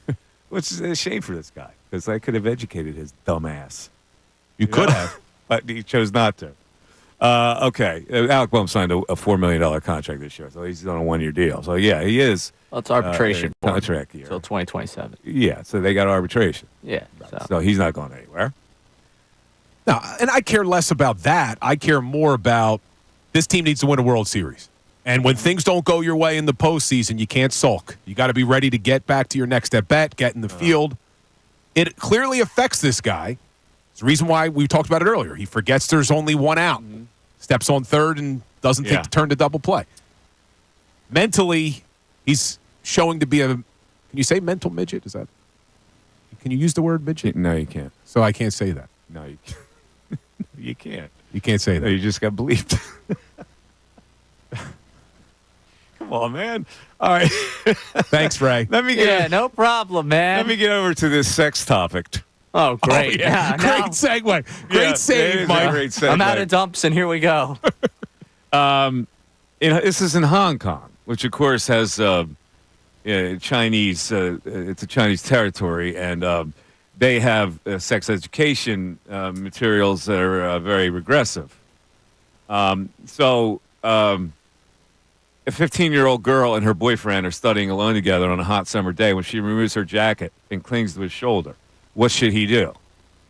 Now, back in the old day when Bill's a high schooler in the back parking lot of Bishop Eustace, you know what he would do. However, in this particular situation in Hong Kong, the authorities are advising the young man to continue to study or to seek a diversion, which they say is playing badminton. Badminton in Hong Kong is apparently the answer to sexual impulses in school children. Your thoughts? They have research to support this? Badminton, very popular over there, and they say that you can badminton takes the place of something else that you could do that would stimulate you. So badminton would stimulate the mind where you would not be thinking about the second part of that equation. So I guess they don't want to go with pickleball because of. I don't think pickleball's gotten there yet. Got it. Badminton is an Olympic sport, as we know. Now, are you a badminton man? No, I pickleball. My wife's a big pickleball player. Oh, really? So I've done that. I haven't played pickleball yet. It's fun. I stick to the real sport of tennis, but. So she was a tennis player. Wait. I asked you about badminton. I didn't ask you about pickleball. No, I'm not a badminton I don't need you to go guy. in a pickleball rant here. Have you ever played badminton? I mean, like in the backyard of a barbecue. Maybe. Yeah, you have? Maybe. I think so. That's fun. Probably back in the day. You got to hit the birdie on the ball. But the ball always drops down because of gravity right into your racket. It's fun. you can whack it. Well, now if you somehow miss the ball on the bottom of the badminton birdie, you're not going to. You're going to hit net. You're going to hit the what's it called? The cock, the shuttlecock. It's called, isn't it? I don't know. I think it's called the shuttlecock. That is what it's called. It is, right? Well, the shuttlecock? I believe so. So if you don't hit it on the ball of the shuttlecock, then you're not going to get it over the net. That's correct. Okay, let's go to Spider in South Philly. Spider, you're on 97.5 The Fanatics. But you guys don't even laugh at these sexual innuendos. You let me hang out there. I'm trying to ignore it. Segment. Go ahead, Spider. That was a wild segment, man. Yeah, these guys left me hanging. It's great to hear you back. I always remember that. It's great to have you back, man. I swear it is, man. Miss you so much. Thank you. Listen, two quick things about the Phillies. The little slump we've been going through and everything, I believe that's about to be over. I believe we're about to kick it back into high gear. Everybody can get their hitting back, and we're going to make a deep playoff run, World Series, baby. That's what I really believe is about. I hope so, man. Listen, it's going to be tough to win a series against the Dodgers. So it all comes down. Like, I'm not going to delude myself into thinking, have this bravado that, they're going to beat the Dodgers. The Dodgers are good. Yeah, they good, but they can be had, man. They can be had. We just as good as they are, man. Our guys can hit the ball, too, and our pitching is better than theirs. So they can be had, man. They've survived with their pitching. I don't know how, man, but I think they're getting some guys back, Me too. either. Yeah. But another quick thing real fast. Mm-hmm. They were talking about it I was listening to the station last night, and they were talking about that song coming back. That's a loser mentality song. Nice upbeat and everything, but listen to the lyrics. The Caleb Scott song? Yes, he loses. He's trying. He's giving it his all. He's trying his best. Yeah, I don't believe he should come back. He's still by himself. I believe you ought to It's a change it loser up. song. I agree. Yeah, so we need a winner song, something where they win at the end of the song. I hear you. You know, I hear that's you. what they need to adopt. All right. Hey, Spider. That's all I needed to say, but I'm glad to hear you. Thank you, man. Let's play some general knowledge here. Are you a biblical man? No. No? Come on, lay it on me. All right. The question is, whose three sons were named Japheth, Ham, and Shem? Man, that sounds like the Three Stooges, man. Come on, man. Yeah. You're out. Ray, I'm going to give you a chance to steal this because I think, Ray, you might know this. It's biblical, obviously. Japheth, Ham, and Shem, and they were busy. Their dad put them to work because it was a very important time to beat a storm. Oh. That's a great hint right there. Noah. That is correct. Ray, it's 8-6. Yeah, I kind of gift wrapped it. Yeah, you did gift wrap that. But yeah, I that like was a the big arc of hint. this story. Did you know that, Mr. Catholicism? I did not. Not until you knew. Not until you dropped the hint. That's had the Bible stories in your Catholic elementary? We did. I just don't remember them. Oh. And then doing the religion stuff in college, it was more like. Hey, this has got to be a violation too, right? Don't you think? Give me him as Catholic school educated. I was. Well, he's one credit away. The one credit he would have gotten would have given him that answer. Well, no, that was for the religion major in college. He's talking about middle school, high school was Catholic. That's where they would have taught that, right? Yeah. The Bible stories. He could have done his thesis on old Noah's Ark then. I know. Chuck in New York, you're on 97.5 The Fanatic. Chuck. I love to have you back, Mikey. And Bill, you know Billy Shakespeare, but I love what you do as well. Dickie Dunn, love the addition. Really love what you guys are doing in the midday. Fantastic. I initially was going to call and talk about the Eagles' backup center, but the more I thought about it driving, I'm just so thankful that Jerry Jones thinks he's the best possible person to be the GM of the Cowboys. He does. He loves himself some Jerry Jones. He runs it like an NBA franchise. Like, you're going to have to pay Dak, CeeDee, and Micah Parsons and have no money to spend on anybody else. You know who's been a defender, interestingly enough, who's been a defender of Jerry Jones on social media? Joe Banner. Really? Yes. If you get Joe Banner, I follow him on Twitter, and he's a fan of doing the way Jerry he says he always gets it done. Yeah, but Joe Banner used to get ahead of the curve. I know, but he's got love for the way Jerry Jones does stuff. I mean, Jerry's probably paying him. I don't know. I don't know what Joe's doing these days. He's just hanging out there. He's very active on Twitter. Very. Again, that's probably all he's doing. All right, man. Let's go general knowledge. All right, general knowledge. Now, this is the football question, and it's top-ranked players from 2020 to 2024 as ranked by their peers. Who was the top-ranked defensive tackle? Aaron Donald. Correct. Yeah, that's an easy one. Oh, man. I think it's over. It is. Yeah, that was. It is over. That makes it 9-6. But Ray, I got to give you a question here. That's good. So it's a history question on what came first. You've actually answered one of these correctly. I don't know if you'll answer this one correctly, however. Who came first? Julius Caesar or Alexander the Great? Oh, man. Should be easy, Ray. Should be easy. Thank you, Bill. I appreciate it. Should be easy to get something in Colorado, too. Mr. Vale over there. Keep it down. Ray's invented the Vale tree. Oh. There are going to be seeds now. Plant a Vale tree around your house. I know the time frame of Caesar. I'm not certain on the time frame of Alexander the Great. Oh, that's a shame because that's what the question entails. I understand that, but I'm trying to talk through my process here. I'm also doing a nice little stall tactic here. You got so one lifeline left. He's 0 for 2. You want to take a shot? You know what? Yeah, he's he has chesty over gone there. to his last lifeline. Bill Colarulo. What came first? What came first? Who came first? Julius Caesar or Alexander the Great? It has to be Alexander the Great because he's the Greek Empire, which was before the Roman Empire. That was well reasoned, and that is correct. He salvages his pride with one correct answer as a lifeline, making it 9-7 as we go to Andy in Lambertville. What's up, Andy? Hey, good afternoon, fellas. About Taiwan Walker, I have a great reason why Walker's going to have a fantastic outing tonight. Why is that? Well, because I'm looking at the matchup Walker and Arrighetti. I hope I pronounced that right, but they have a combined ERA of over 10. And I've been on this crazy losing streak in terms of betting the over. So the over is like screaming at me today.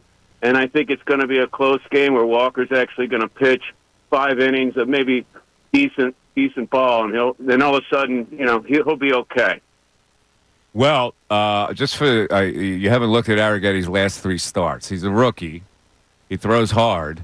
In his last 3 starts, he has pitched 19 innings and given up only 11 hits with 33 strikeouts. That's why he's due for a doozy. All right, he's gonna do a. That was good. I've never seen Arrighetti throw. I'm assuming he's a hard thrower with those kind of numbers. I picked him up in my fantasy league for one. Oh, you did? He did all right. But really? Yeah. I never even heard of him. Has he been up all year for Houston? No, I think they were playing a doozy like 2 weeks ago. I always pick pitchers that are like going against like the White Sox or the A's or something or Colorado. But anyway, I just have a feeling because the over screaming at me, so it's got to be the under. Okay. All right, that's fair. Okay, let me give you a general knowledge question. All right. We're going to go into the. I don't know if I can go back into the. All right, let's go with history. What came first? Okay. What came? You have a 50-50 chance to answer this. What came first? The Bronze Age or the Iron Age? Ooh. Let's see. I smell a door opening here. Well, see, yeah, there is a door opening. I'm going to take a wild guess, and I'm going to go against my first instinct to match my betting skills. So I'll go with the Bronze Age. Bronze Age is correct. That's it. That's the nail in the coffin, Ray. An unbelievable performance by the audience with 10 correct answers. I am stunned. They really impressed us today. Holy mackerel. 10. 10-7. It's just a formality at this point. It is. Josh in Pottstown. I'm reluctant to go here, but let's go with Josh. Go ahead, Josh. Mike, guess what? I watched a great movie last night. Can I explain? What's the movie? The Principal. Oh, yeah, that's with Belushi and Gossett. Belushi, young Belushi, the brother Belushi. Yeah, and Lou Gossett Jr. is the janitor, right? Did you like that movie? I liked it. Yeah. Good. Now, can I go to my Phillies point? Yeah, go ahead. I called the radio station, and I told everyone that Alec Bohm should have never been in the home run derby because it was going to jack him up. Because history says it does this to players. It doesn't really. It doesn't. That's been proven as an urban legend. Yeah, it has. It's the myth has been debunked. Really? Yeah. You got to keep up, Josh. Come on. Well, shame on me. Yeah, you got to keep up. You don't think that had any effect on him? I don't know. Might have. Took a lot of swings. I don't know. I think right out of the All-Star break, he didn't slump, if I recall. Well, would you bench him because of the attitude? Because I'm agreeing with you, Mike. I don't like it. No. I mean, I got to keep him in the lineup. I'm not going to bench him. I don't play those kind of games. I would counsel the kid, but he doesn't seem to really get any better with that behavior. He's a classic moper, and I don't recall him being a moper when he was first up. No, it just drives me nuts. I don't understand it. I mean, he's got all the intangibles to be a star, and the moping's just ridiculous. Yeah, I mean, he's not going to hit a lot of home runs because he doesn't look. He tries to drive the ball the other way constantly. I always thought he should have been more of a pull hitter, but I like the way he plays third base. I think he's done a great job there. I think he's flexible. He's got a big body who's flexible. I like a lot of things about him. I don't like hitting a hard hit ground ball, turns to a double play, and you slam a helmet. That's foolish.